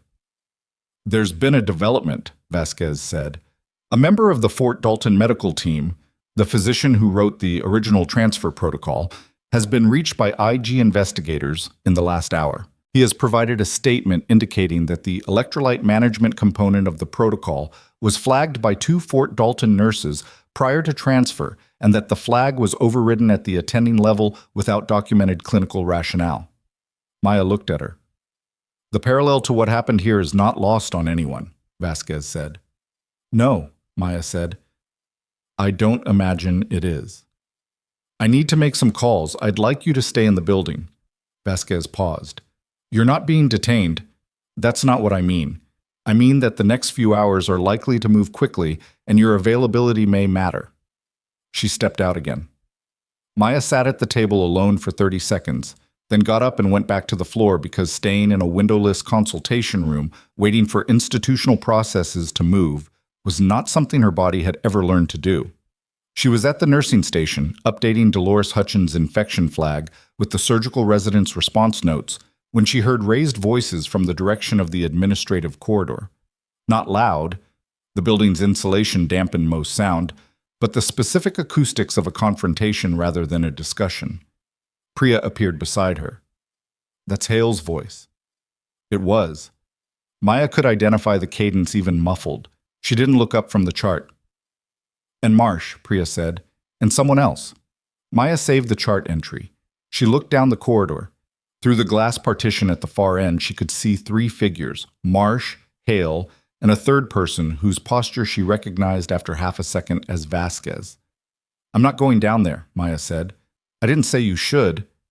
Priya was quiet for a moment. Are you okay? Maya looked at the question. I will be. That's not the same thing. No, Maya agreed. It's not. At 4:30 p.m., she was doing med reconciliation for a new admission in room 3 when she heard footsteps behind her. Deliberate, not rushing, the particular pace of someone who knew where they were going. She turned around. It was Hale. He looked like a man who had spent the last 6 hours being examined from multiple directions simultaneously and had not enjoyed any of it. The certainty was still there. She didn't think it could be entirely removed. It was too structural, too load-bearing in his personality, but it had taken damage. The fracture lines from the morning were wider now. He stopped 2 feet from her. She waited. The IG investigators have been in Marsh's office for 2 hours, he said. His voice was careful, modulated, the voice of a man choosing words with more care than he usually applied to the process. I heard, she said. They have a statement from Fort Dalton about the transfer protocol. I heard that too. He looked at her for a moment, not with the earlier contempt. That was gone, or at least entirely submerged under whatever the last 6 hours had done to his internal accounting. The review of my clinical decisions regarding General Cole's electrolyte management, he said, is going to be part of the IG's formal report. Yes, she said, because she wasn't going to pretend she didn't know what that meant. The complaint I filed this morning, he stopped. Jaw moved. In light of the IG's involvement and the information that has come forward about the Fort Dalton protocol, I've been advised that the framing of that complaint may require revision. Maya looked at him steadily. What does revision mean? He held her gaze for exactly 3 seconds, which she suspected was as long as he could manage. It means I'm told that the complaint as filed does not accurately reflect the full context of last night's events, and that filing it in its current form is not something the hospital's legal counsel is prepared to support. She let that sit. I need to ask you something, he said lower. As a physician asking a clinician, not as... He stopped. Started differently. The QT prolongation on the 9:30 strip. You saw it that shift? Yes. I didn't. He said it without dressing it up. I reviewed the strip in the morning. I noted the PVCs. I didn't read the QT interval as prolonged. A pause. How long did it take you to see it? She thought about it honestly. 8 seconds, maybe 10, but I was looking for it. Why were you looking for it? Because I'd been watching his potassium trend for 30 hours, and I knew what happens when you combine hypokalemia with his antiarrhythmic history and a diuretic that's running ahead of replacement. She said it straight. I was looking for the setup because I'd already seen the components. He absorbed that. The Fort Dalton team was looking at it the same way. Were they? She watched him. There's a nurse at Fort Dalton, he said slowly, who flagged the protocol 5 days before Cole transferred here. He stopped again. The quality of his silence had changed since the morning. Less defended, more like someone sitting in an uncomfortable room they couldn't leave. They flagged it, and the attending overrode it without documentation. Maya said nothing. She waited. I didn't know that when he arrived here, Hale said. But it doesn't change. He stopped mid-sentence. He looked at her. Something in his face moved, and it wasn't comfortable to watch, because it was the movement of a man whose internal structure was adjusting to weight it hadn't been designed to carry. 12 notes, he said finally. You filed 12 notes. Yes. And I reviewed them and made my determination. Yes. He looked at the wall beside her. I've been reviewing charts for 23 years, he said. I've had nurses escalate concerns to me approximately. He stopped. Many times. And in most of those cases, my clinical judgment was correct, and the escalation was caution that turned out to be unnecessary. He paused. I treated your escalations the same way. I know, she said. That was another stop. He was working towards something, and it was costing him, and she was going to let him get there without helping him. That was a mistake in judgment. On my part. She looked at him. The sentence but hadn't come out clean. It was rough, halting, the product of 6 hours of pressure and institutional process and an IG investigator in the medical director's office, and she wasn't going to pretend it was something he'd arrived at freely. But it was also, she thought, as close to accurate as anything he was capable of producing at this moment. The complaint, she said. What are you going to do with it? Withdraw it. He said it looking at her directly. I'm withdrawing it this afternoon. She nodded. He turned to walk away and then stopped, which she hadn't expected. Reynolds, he said without turning, the 38 seconds, after you pushed the magnesium. A pause. I was counting. She didn't answer. He walked away. She stood in the corridor and looked at the nursing station down the hall and breathed for a moment, just breathed, and then she went back to the medication reconciliation for the new admit in room 3 because the shift was still running and her patients didn't know or care about any of the things that had just happened in the last 7 hours. She was charting at 5:50 when Priya appeared at her elbow with an expression that combined multiple things at once. The general is asking to see you again, she said. But Maya, Brooks is with him, and there's someone else. Different from this morning. She came in through the administrative entrance 10 minutes ago. Who is she? Priya looked down at the visitor badge she'd noted. She read it carefully as if making sure she had it right. Her name is Colonel Patricia Weller, she said slowly. And her ID says she's from the Army Medical Command. Maya set down her pen. Army Medical Command didn't send colonels to regional hospitals for patient welfare visits. They sent colonels when there was a question about standards of care that had implications large enough to require rank in the room. They sent colonels when the paperwork had already traveled high enough that someone with authority needed to look at it in person. And they sent colonels sometimes when the person they needed to talk to was someone whose file they recognized. Maya's mouth had gone dry. She looked down the hallway toward the VIP wing. Through the glass, she could see Cole's room, and through Cole's room's window, she could see Brooks standing near the door in the posture of someone who was waiting deliberately. All right, she said, and her voice was steady, which required a degree of effort she elected not to examine too closely. She picked up her badge, clipped it, and walked toward whatever was waiting for her in that room. And behind the glass, through 2 sets of walls, Colonel Patricia Weller turned in the direction of the corridor as if she had been watching for Maya's approach and was now settling into the particular stillness of someone who had a great deal to say and had been waiting for exactly this moment to say it. Colonel Patricia Weller was not what Maya had expected, which was itself informative, because Maya had learned over years of operating in institutional environments to calibrate expectations carefully, and she'd still gotten this one wrong. Weller was somewhere around 50, lean without being severe, with close-cropped gray hair and the kind of posture that came from decades of physical discipline rather than conscious effort. She was in civilian clothes, dark slacks, a gray blazer, But the civilian clothes sat on her the way civilian clothes sat on people who wore them as a practical choice rather than an identity. Her eyes moved to Maya the moment she came through the door and stayed there with the focused attention of someone conducting an assessment they'd already partially completed on paper. Cole was upright in the bed, which the nursing staff was going to have opinions about. Brooke stood near the window. The room had the quality of a space where several important conversations had already happened, and another one was about to. "Nurse Reynolds," Weller said. "Colonel," Maya said. A brief pause, the kind that happened when someone confirmed information they'd had but hadn't verified in person. "Sit down," Weller said, and the phrasing was close enough to Cole's from that morning that Maya wondered if it was an army thing or just a thing that happened when people spent enough time in command positions. She sat. Weller remained standing, which was a choice. "I'm going to tell you why I'm here," Weller said, without preamble, which Maya appreciated. Army Medical Command was notified at 0900 this morning through the IG's office about the cardiac event involving General Cole and the circumstances preceding it.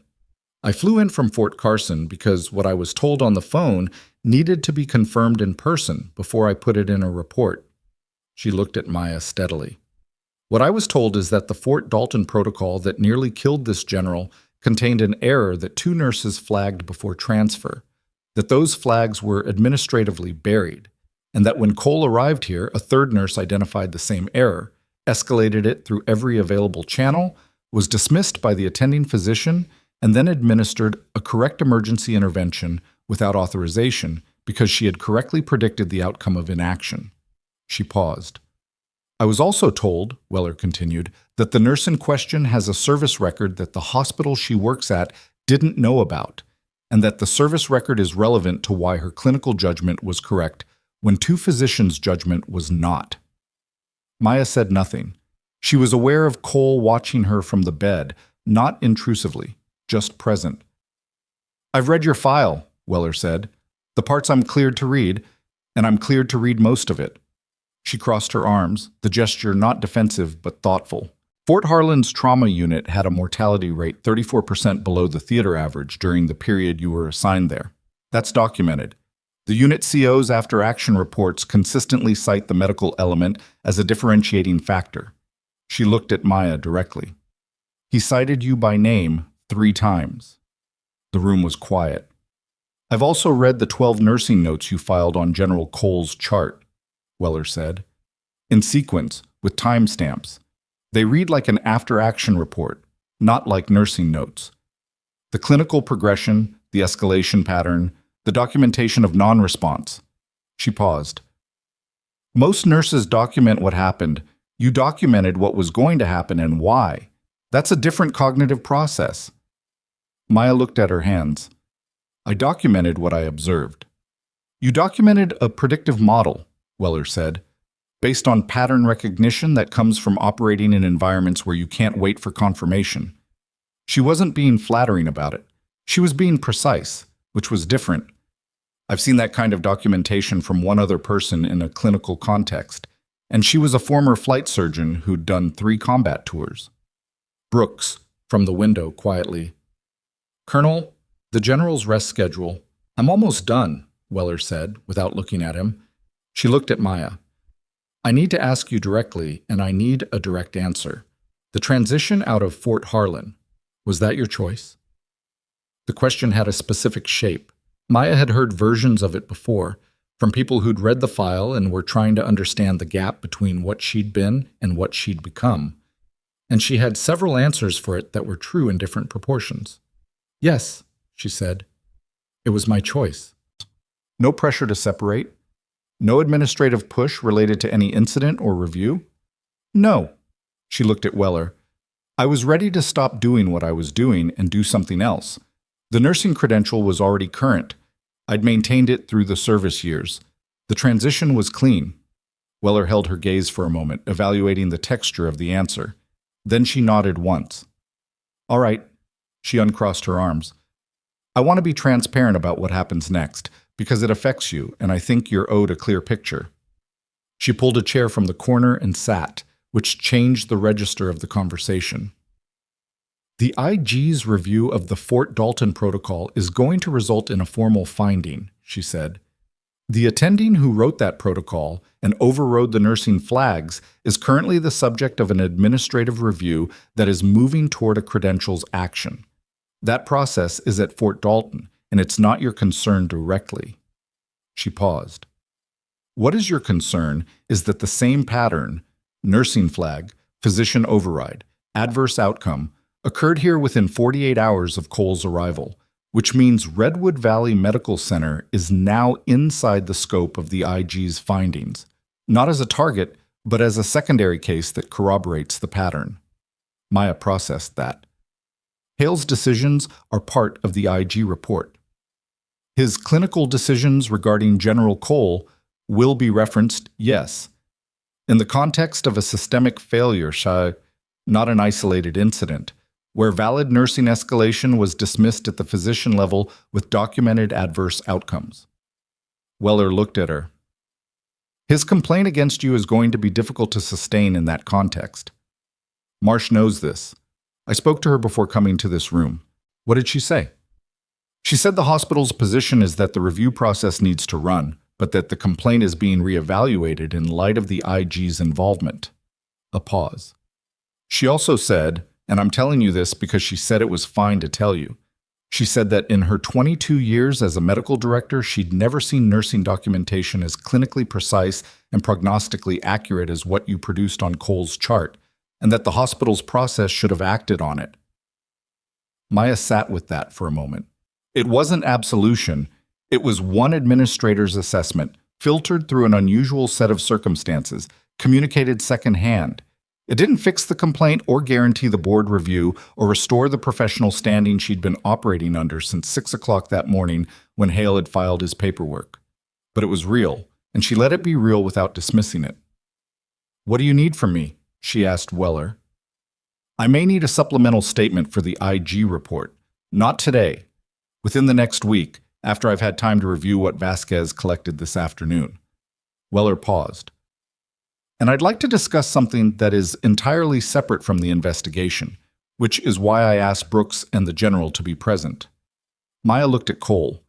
He was watching the exchange with the patient attention of a man who had been briefed on what was coming and was choosing to let it unfold rather than accelerate it. Army Medical Command is conducting a review of combat medic integration protocols, Weller said. Specifically, we're looking at how the skills of personnel who transition out of combat medical roles are, or aren't, utilized in civilian clinical environments. She chose her words carefully. What happened here is an extreme example of a gap we've been documenting. A person with your training and capabilities was in a hospital for 11 months, flagging a critical patient situation correctly, and was ignored because the institutional hierarchy didn't know what she was or what she was looking at. Maya looked at her. We're putting together an advisory group, Weller said. Not a return to service. I'm not recruiting you back. An advisory capacity, consulting on transition protocols and integration standards. Occasional, flexible, compensated. She let that sit. The general suggested you specifically. I agreed when I read the file. Cole, from the bed. You can say no. I know, Maya said. But you should know, he added, that the people who trained you would like the next version of you to have an easier time than you had here. She looked at him. The next version of you. It landed somewhere she hadn't entirely expected it to land. I'll think about it, she said. That's all I'm asking, Weller said. She left the VIP wing at 6:45 and finished her shift in the mechanical way that the end of long days required. The documentation, the handoff, the verbal update to the incoming night nurse that covered everything relevant without editorializing. She drove home in the same dark as the night before, same streets, but the drive felt different in a way she didn't try to articulate. The nursing board notification arrived by email at 8:30 p.m. She read it at her kitchen table with a cup of tea she'd made and mostly forgotten. The formal language said that a complaint had been received and that an initial review had been opened pending documentation from the hospital, and that she should expect communication within 14 business days. Standard. expected. The machinery of the process, turning. She read it twice. Then she put her phone face down on the table and went to bed. She slept better than she had the night before. Not well, better. Bound. The next 72 hours moved with the particular pace of institutional consequence, which wasn't fast but was relentless. Maya watched it from the inside, which was a strange position to be in, and she watched it the way she'd learned to watch things, without performing reaction, without manufacturing interpretation, just noting what was happening and updating her model. Hale withdrew the complaint on Thursday morning. The email from HR was 4 sentences, clinical in its own administrative way. The complaint filed on Wednesday had been withdrawn by the originating party. The hospital's internal review would continue as a separate process. Maya remained on active duty status, and she would be contacted for a formal administrative meeting within 5 business days. She read it, filed it, and went to check on Gerald Morrow's dressing, which needed changing again because the wound edges were irritated, and someone on the day shift had used a tape that was too aggressive for his skin. What she didn't see directly, but reconstructed from pieces over the following days, was this. Hale had a meeting with Marsh and the hospital's legal team on Thursday afternoon that lasted 2.5 hours. The IG's preliminary findings, even in informal summary form, had arrived that morning, and the picture they painted was not one that a hospital's legal counsel was comfortable standing next to. The Fort Dalton attendings protocol, the one with the buried nursing flags, was now formally categorized as a deviation from post-surgical cardiac care standards. The parallel to Hale's management of Cole's electrolytes at Redwood Valley was explicit in the document, and more importantly, it was documented in the patient's own chart by 12 nursing notes with timestamps that had been written by a combat medic who knew exactly what she was seeing. Priya told her about the Thursday afternoon meeting secondhand because Priya had overheard 2 residents talking outside the break room and had the specific attentiveness of someone who had been invested in this situation since the beginning. The residents are saying Hale's privileges on the VIP wing are under review, Priya said, low, at the nursing station Friday morning. That's between him and the hospital, Maya said. They're also saying the cardiac surgery department is having a mandatory safety review meeting next week. Priya paused. All of them, attendings included. Maya updated the chart she was working on. Good. Are you not? Priya started, then stopped. I keep expecting you to be more, I don't know, satisfied. Maya looked at her. Priya was 26 and had spent the last 3 days watching institutional machinery move in a direction that she'd probably expected would never move at all, and her face had the slightly disoriented quality of someone recalibrating their understanding of how things worked. It's not satisfying, Maya said. It's just what should have happened. That's not... Priya paused. Most people would feel something. I feel things, Maya said. I'm just not sure satisfaction is the right one. She looked back at the chart. He's a good surgeon. He's an arrogant one, and he made a bad decision compounded by 6 smaller bad decisions over 48 hours, and a patient almost died. That's not a story where anyone wins. Priya was quiet for a moment. He almost let you lose your license. He filed a complaint in the moment and then withdrew it when the situation changed. People do worse. She saved the chart entry. What matters to me is that the process is running and that the nursing board review has the IG documentation. The rest of it is going to land wherever it lands. That wasn't entirely true. There were moments between tasks when she looked at the wall and felt the specific heat of 38 seconds on a flat line and 12 notes that hadn't been enough, and the cold of the supply room and the decision made in the exact space between prevention and reaction. Those moments had texture. They were not comfortable. She didn't perform them for anyone, and she didn't dismiss them either. They were just the true shape of what had happened, and she was learning to hold that shape without smoothing the edges off of it. The formal administrative meeting happened on Monday, and it was not what she'd expected. Marsh ran it. Ostroff was present, and the hospital's legal counsel, a woman named Sandra Fitch, who had the precision of someone paid to be precise, and a representative from the nursing board named David Kaleo, who had flown in from the state office, which was unusual, and which Marsh explained in the opening minutes by saying that given the intersection of the hospital's internal review and the state board's process, it had been mutually agreed to conduct a joint session. Maya had brought her own documentation, printed copies of all 12 notes, the rhythm strips with her annotations, the medication reconciliation records. She set them on the table in front of her and left them there. Kaleo started with the nursing board's formal questions, which were methodical and covered the authorization question thoroughly. Did she have a physician order? When did she obtain the medication? What was the chain of custody? Had she attempted to obtain authorization? The answers were what they were, and she gave them accurately. Then Fitch, the legal counsel, asked the clinical rationale questions. Maya walked through the same progression she'd given Marsh and Vasquez and Weller, with the same precision and the same timestamps, and this time there were printed rhythm strips in front of the people asking the questions, which meant the QT interval was visible to anyone who looked. Kaleo looked at it for a long moment. He was somewhere in his 50s, unhurried, with the particular patience of someone who had conducted many reviews and had learned that rushing them cost more than they saved. The QT interval on the 2130 strip, he said.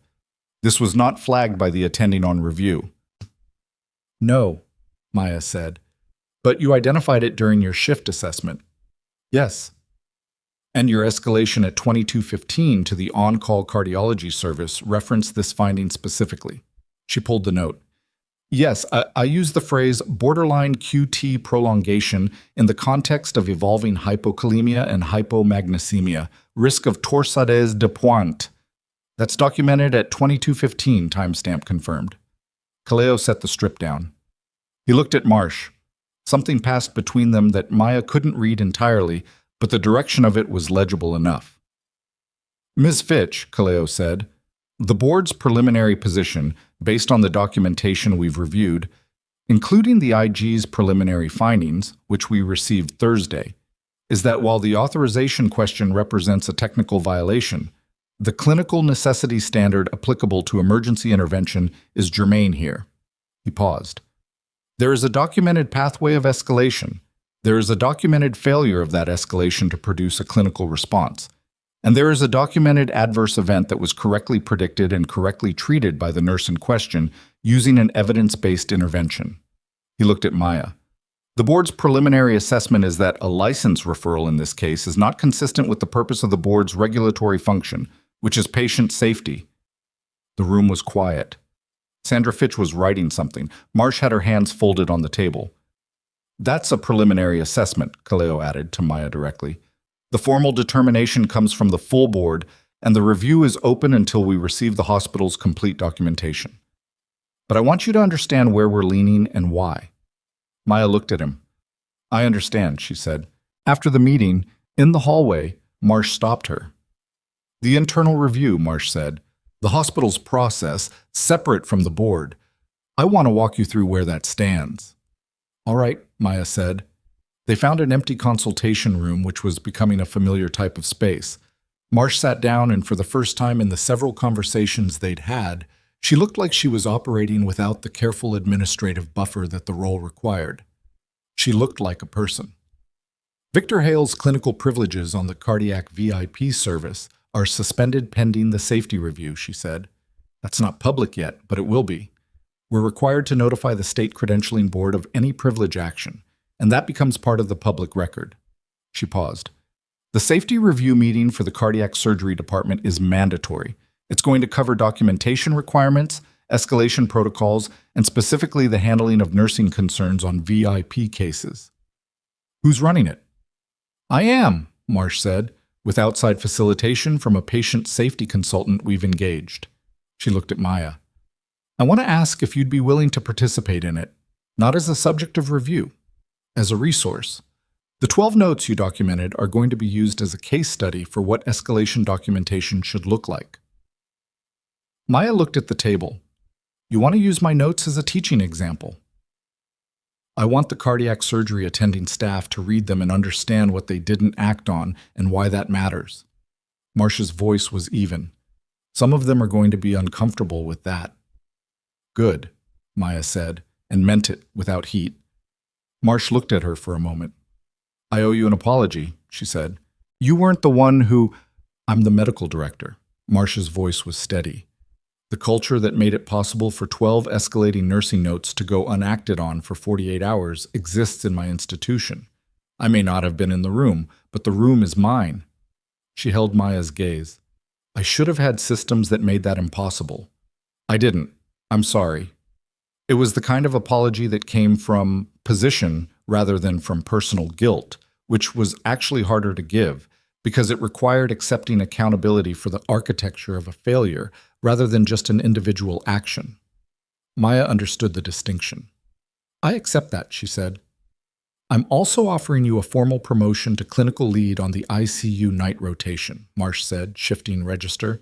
It's a role that should have been created 18 months ago and wasn't, and the duties include exactly what you've been doing informally, monitoring escalation patterns, coordinating with attending staff on complex cases, but with the institutional standing to make it functional. She paused. It comes with a pay adjustment, and it comes with formal authority to escalate directly to the medical director in cases where attending response is inadequate. Maya looked at her. Direct escalation. To me, bypassing the departmental hierarchy if necessary. Marsh said it without flinching. I'm aware of what that means for departmental politics. I'm choosing it anyway. She sat with it for 24 hours before giving Marsh an answer, because decisions made in the momentum of events weren't always decisions she'd make in stillness, and she'd learned to know the difference. She thought about Weller's offer too. The advisory group, the consulting capacity, the idea of being useful to the next version of herself in a different form. She thought about Gerald Morrow and his tomato garden, and Dolores Hutchins, and the caught infection, and all the ordinary work that didn't make it into any official report. She thought about the ICU at midnight and the quality of the light and the weight of a vial in her pocket and what it cost to be the person who carried things no one else was watching for. She called Weller on Tuesday morning. I'll consult, she said. Occasional, the terms you described. Good, Weller said. No performance about it. I'm also staying at Redwood Valley, Maya said. A brief pause. I expected that. I'm not done here, she said. There's work to do that I'm in a better position to do now than I was 3 weeks ago. The clinical lead role, Weller said, which meant Brooks had told Cole and Cole had told Weller, because that was apparently how information moved in this particular network. Yes.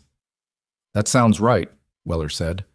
And then, after a pause, Reynolds, what you did in that supply room, that decision, at that moment, with everything that was riding on it, the kind of person who makes that call is not common. Maya looked out her kitchen window at the morning. I've made harder calls, she said. I know, Weller said. That's what I mean. She accepted Marsh's offer that afternoon. She signed the paperwork in a conference room with Marsh and Ostroff present, and the legal language wrapped around what it described.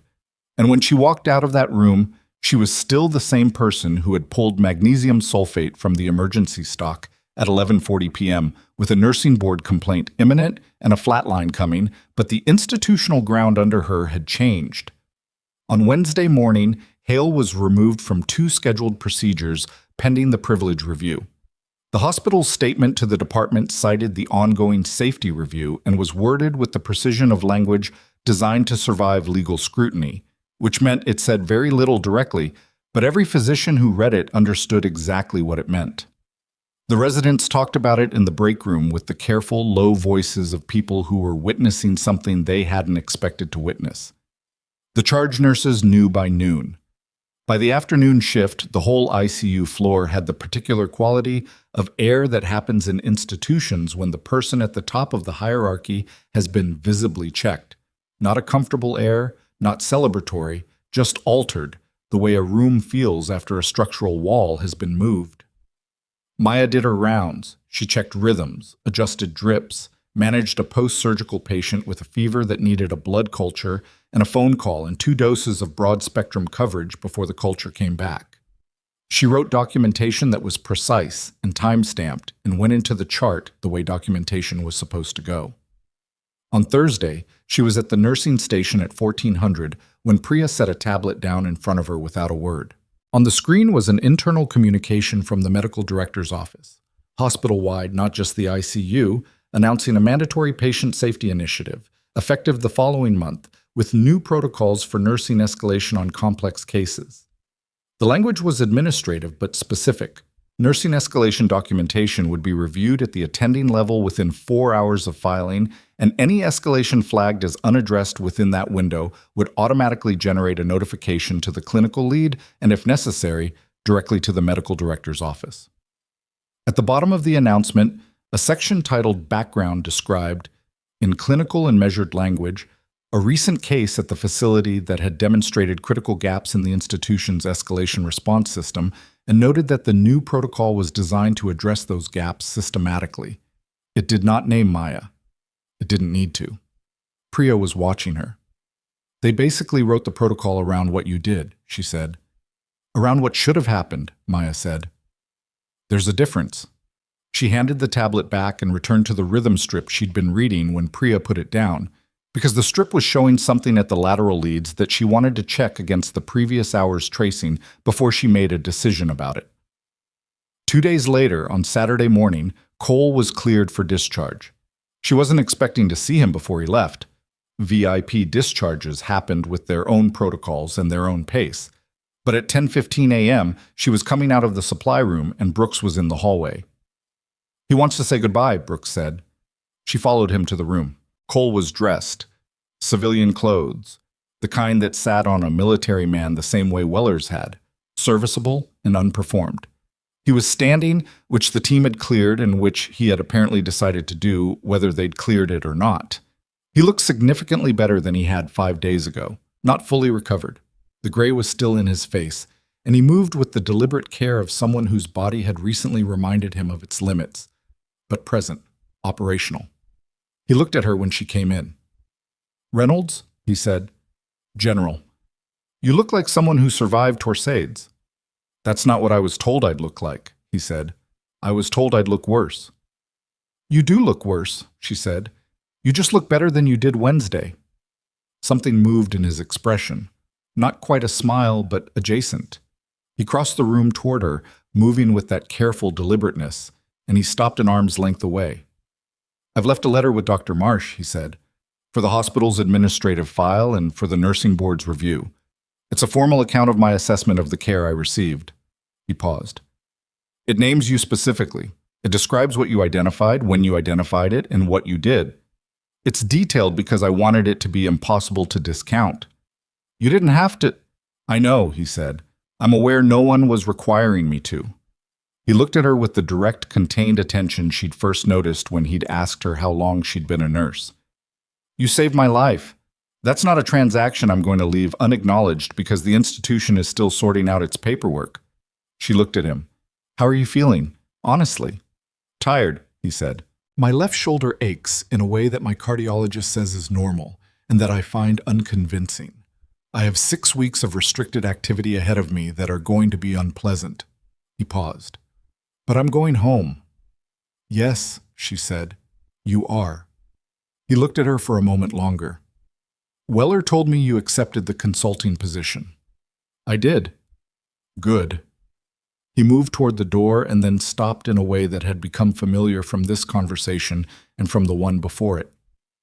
"Reynolds, the 48 hours before the code, the way you documented what was happening, the precision of it, the way you stayed in the room even when they kept pushing you out of it." He looked at her directly. "That took something that isn't taught. It's built." She didn't respond to that. She wasn't sure what to say to it that wouldn't be either too much or too little. "I know," he said, as if she'd answered. "Same hands." He walked out. Brooks followed. She stood in the empty room for a moment, looking at the made bed and the monitors that were no longer tracking anyone, and then she walked back to the nursing station and picked up the chart she'd been working on before she got pulled, because the shift was still running and her next patient needed a dressing assessment and a potassium level she'd ordered an hour ago that should be back by now. The result was in the system when she pulled it up. Normal range. Both values normal range. She noted it in the chart. She moved to the next task. At 3:45 p.m., Diane appeared at her shoulder with the expression of someone delivering information she hadn't fully processed yet. "HR just sent a department-wide notification," she said, "about Hale." Maya looked at her. Maya looked His cardiac surgery privileges are suspended indefinitely pending the outcome of a formal peer review, Diane said, which is different from the temporary suspension earlier in the week. Indefinitely means the state credentialing board has been notified and is involved. She paused. And there's something else. Something I just heard from the OR charge. Maya waited. The Fort Dalton attending, Diane said carefully. The one who wrote Cole's original protocol and overrode the nursing flags before transfer. She looked at Maya. His name is Dr. Alan Garrity. He's been placed on administrative leave pending the IG's formal findings. A pause. And this morning, the IG's office requested his complete caseload from the last 3 years. Maya set down the chart she was holding. 3 years. Not one patient, not one protocol. 3 years of cases, which meant the investigation had moved from a single medication error to a pattern, which was a different category of thing entirely, with different potential outcomes for everyone whose name appeared in those files. She was still looking at the wall when Diane said quietly, "There are a lot of patients in 3 years, Maya."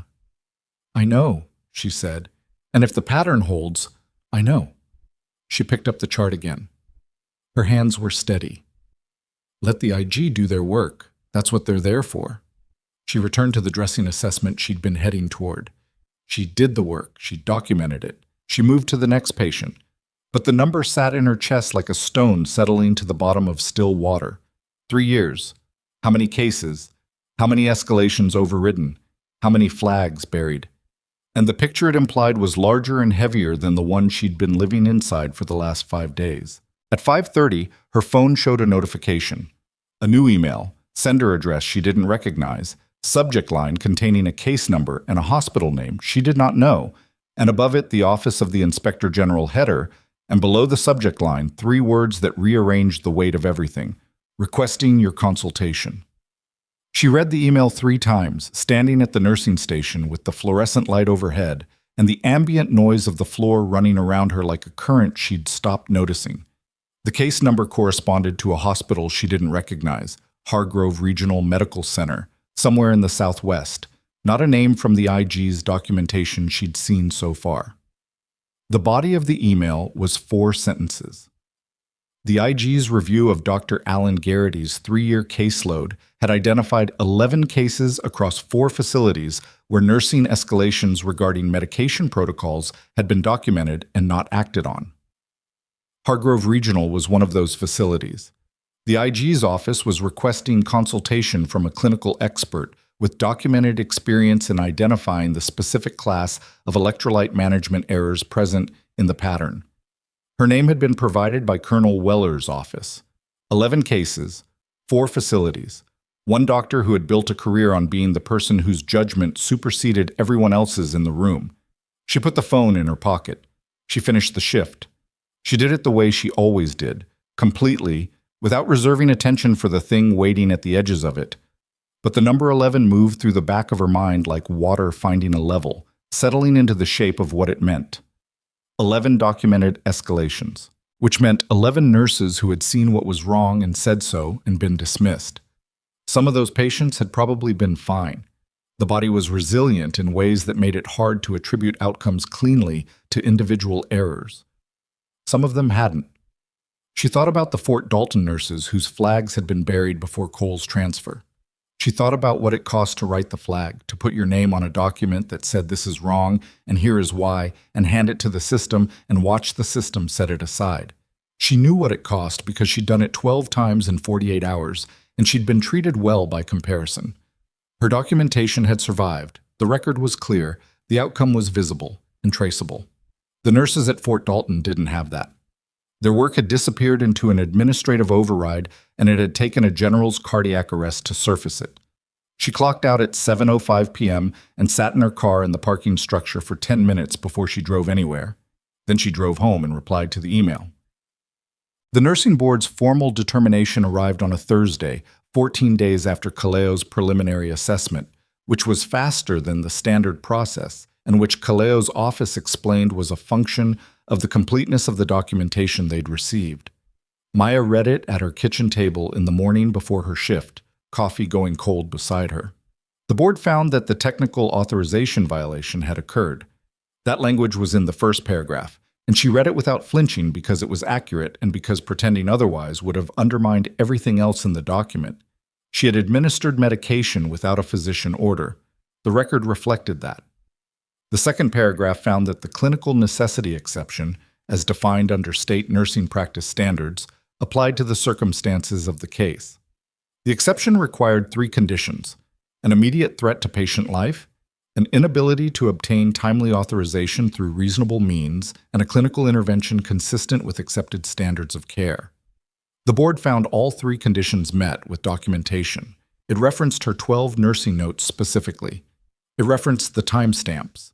It referenced the QT interval on the 21:30 rhythm strip and the 22:15 escalation that had used the phrase risk of torsade de pointe 3 hours and 13 minutes before the code. The third paragraph closed the case. No license action, no formal reprimand. The case was resolved with a finding of clinical necessity and a notation in the board's records that the documentation produced by Nurse Reynolds represented, and here it used language she read twice, an exemplary standard of nursing escalation practice under conditions of institutional non-response. She set the letter down. She picked up her coffee. It was cold, and she drank it anyway. She wasn't sure what she'd expected to feel. Relief, probably. Some version of it arrived. Not the clean, uncomplicated kind, but the kind that came after sustained pressure released slowly, the feeling of a muscle unknotting over time rather than all at once. She had been carrying the weight of the open process for 2 weeks, with the particular discipline of someone who had learned that carrying weight quietly was more sustainable than carrying it loudly, and now the process was closed and she was still sitting at her kitchen table at 6:40 in the morning. She thought about what Priya had said. Most people would feel something. And she supposed she did, just not the version that looked like the end of a story. It felt more like a door that had been stuck finally opening, and the room on the other side was just the next room, with its own furniture and its own light and its own work to be done in it. She showered, dressed, and went to work.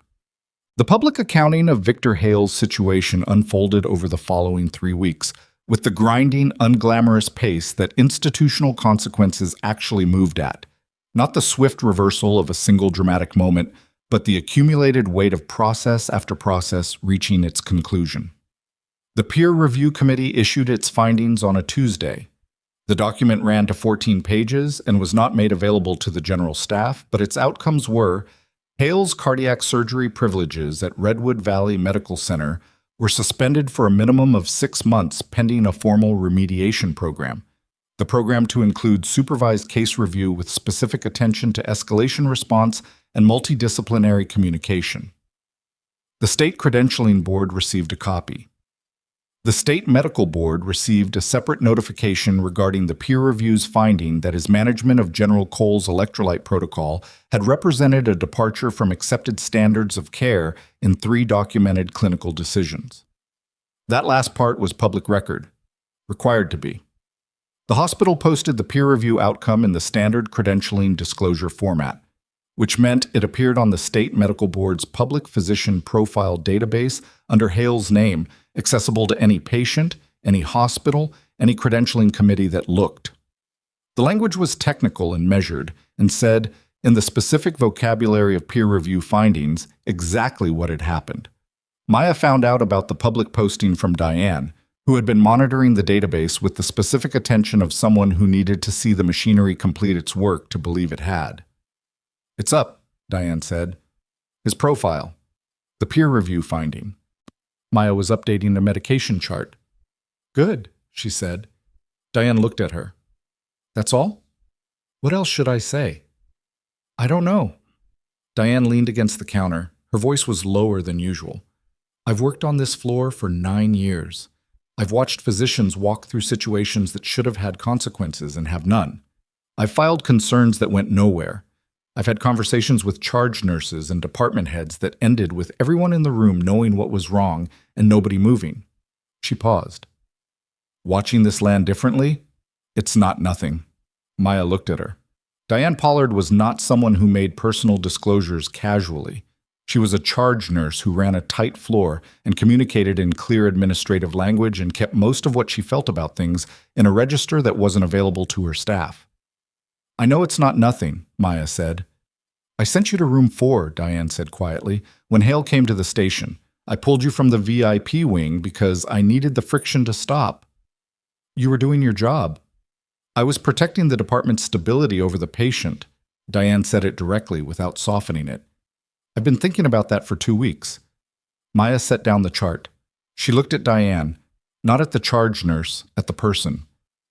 You also didn't stop me when I walked into that room at 11:43, she said. You were in the corridor. You saw me go in. You didn't call me back. Diane was quiet for a moment. No, she said. I didn't. That's also a decision, Maya said. They don't all go in the same direction. Something shifted in Diane's face.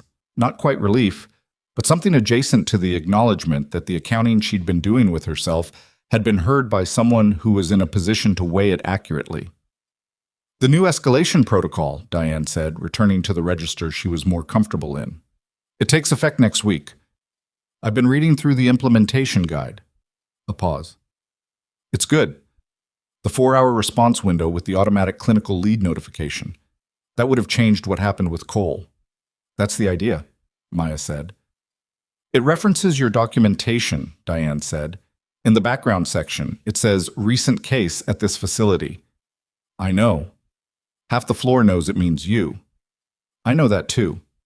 Does that bother you? Maya considered the question honestly. It would have, she said, 3 weeks ago. Being visible in that way, for that reason, I spent 11 months making myself as uncomplicated as possible. She looked at the nursing station, the familiar geography of it, but I think I was wrong about what kind of protection that was. The IG's formal findings on the Garrity caseload were published 6 weeks after Cole's discharge. Maya read the public summary online at home on a Sunday morning because it had become publicly available as part of the federal accountability process, and because she wanted to read it as a document rather than as something filtered through anyone else's account.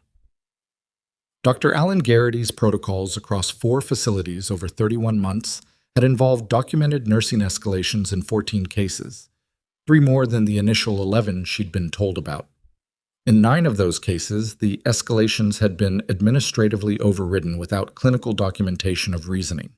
In 4 of those 9 cases, patients had experienced adverse cardiac events within 72 hours of the overridden escalation. 2 patients had died. The document did not editorialize. It stated findings. The language was federal and precise and said what it said without ornament. 2 patients. She sat with that for a long time. The coffee went cold again. She didn't drink it this time. There was a version of what she felt that wanted to be anger, and it was there. A real clean anger at the architecture of dismissal that had allowed a pattern to run for 31 months across 4 different institutions, sustained by the simple mechanism of a physician whose certainty about his own judgment was large enough to absorb every contradicting signal without alteration. But underneath the anger was something heavier and less defined, the weight of the 2 names she didn't know and would never know, and the nurses whose flags had been buried, and the particular futility of having been right in a room where being right wasn't enough. General Garrity, the Fort Dalton attending, was formally decredentialed by the Army Medical Command the following week. The Army's public statement cited the IG's findings and was explicit. The pattern of administrative override of nursing escalations, resulting in documented adverse patient outcomes, was inconsistent with the standards of the Army Medical Corps and warranted permanent removal from clinical privileges. His military career, 30 years of it, ended in a document. Hale's situation resolved more slowly, which was how civilian medical board processes worked. His 6-month remediation program ran its course. At the end of it, the peer review committee met again and determined that his privileges would be reinstated with conditions. Mandatory multidisciplinary case review on all VIP-level patients, required documentation of nursing escalation responses within 2 hours, and annual review of his remediation compliance for 3 years. He was not removed entirely. He was returned to practice under supervision. Maya read about the reinstatement in the credentialing database notification she'd set up, and she sat with it for a while because it was not the outcome that felt most satisfying, and it was also the outcome that was most honest about how these processes actually worked. He was a skilled cardiac surgeon whose arrogance had nearly killed a patient, and whose career had been altered, constrained, and publicly documented as having fallen below standard. That was real. It was not the same as the two patients in the Garrity report, and the difference between those outcomes was not justice. It was a set of circumstances that included one nurse who had prepared an intervention in advance and pushed a door open at the right second. She understood more clearly now than she had at 11 months in that this was the thing she'd actually been doing at Redwood Valley. Not hiding, not retreating into a quieter version of herself, positioning, putting herself in the room where the door needed to be pushed, with the skills to push it, waiting for the moment that would eventually arrive because it always arrived somewhere. She wasn't sure if that was conscious or just what she was built to do. Both, probably. The safety review meeting for the cardiac surgery department ran on a Thursday morning in November.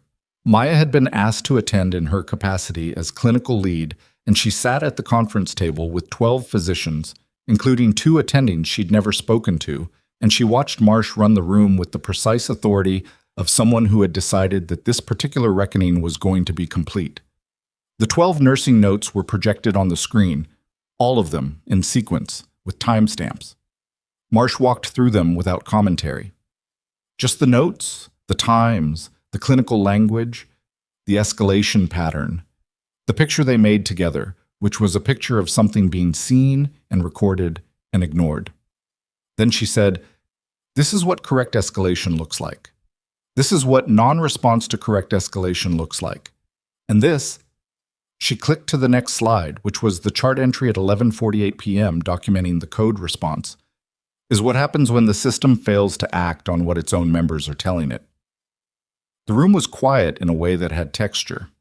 One of the attending, a man named Dr. Reeves, interventional cardiology, who had the particular discomfort of someone sitting in accountability for a culture they'd participated in without examining, said, "The note at 2215, the Torsades risk documentation, that's not standard nursing language."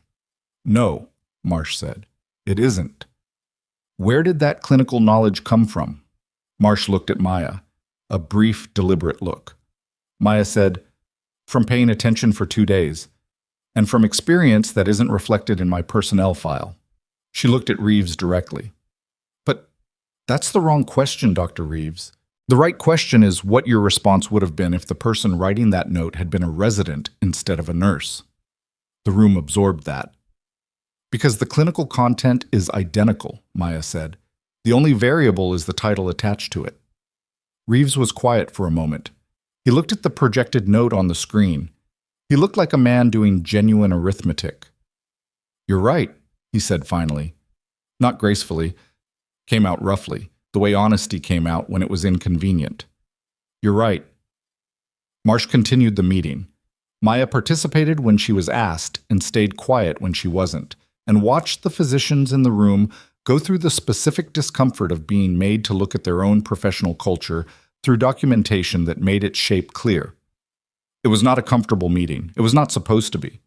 The point of it was exactly the discomfort, the recognition that the hierarchy they'd all been operating inside had a failure mode, and the failure mode had a name, and the name was on a chart on a screen in front of them. Afterward, in the hallway, Priya fell into step beside her.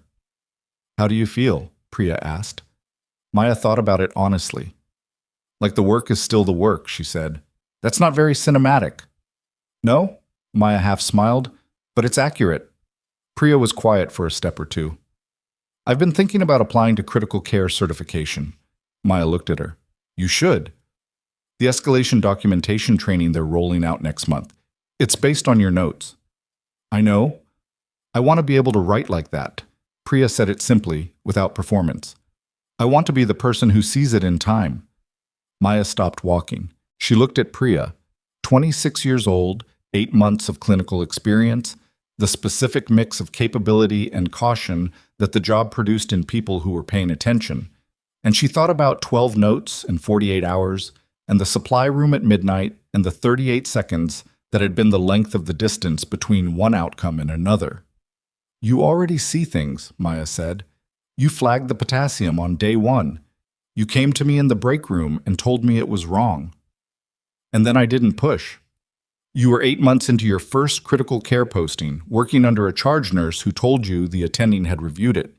Maya looked at her. You weren't wrong to hesitate. You were learning how much your judgment was worth in this institution. Now you know more than you did. She paused. That's how it actually works. Not in one decisive moment. In accumulation. Priya looked at her for a moment. Is that how it worked for you? Maya thought about 8 years of accumulation. The combat deployments, and the cold, and the weight of knowing things that couldn't be unlearned, and the moment she'd decided to stop, and the 11 months of making herself small in a glass building on a hill in Redwood Valley. All of it sitting behind the door she'd kept locked.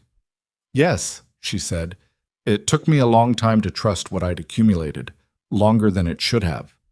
She started walking again. The corridor ran ahead of them. Morning light through the fishbowl glass, making long, pale rectangles on the floor. The familiar ambient noise of the ICU settling around her like a language she'd been speaking for long enough that she no longer heard herself speaking it. She had a patient in room 3 whose morning lab she needed to review. She had a new escalation protocol implementation meeting at 2. She had a consulting call with Weller's office on Friday about the Hargrove case, which she had read into over the past 6 weeks with the same precision she'd applied to Cole's chart, the same pattern recognition, the same timeline reconstruction, the same identification of the exact point where the escalation had stopped and the silence had started. She had work. That was the truth of it, and she had stopped treating it as a lesser thing. The hands were the same. The mission had simply expanded to fit what they'd always been capable of. At the nursing station, a new admit notification appeared on her workstation. 67-year-old male, transferred from emergency, cardiac history, initial labs pending. She pulled up the chart. She read the transfer notes. She read the medication list. She read the vital sign trend from the prior 6 hours. And then she reached for the phone, because there was something in the morning potassium that she wanted the attending aware of before rounds. And she was done being the person who noticed things quietly and hoped the right people would eventually look. She was the right people. She had been for years. She made the call.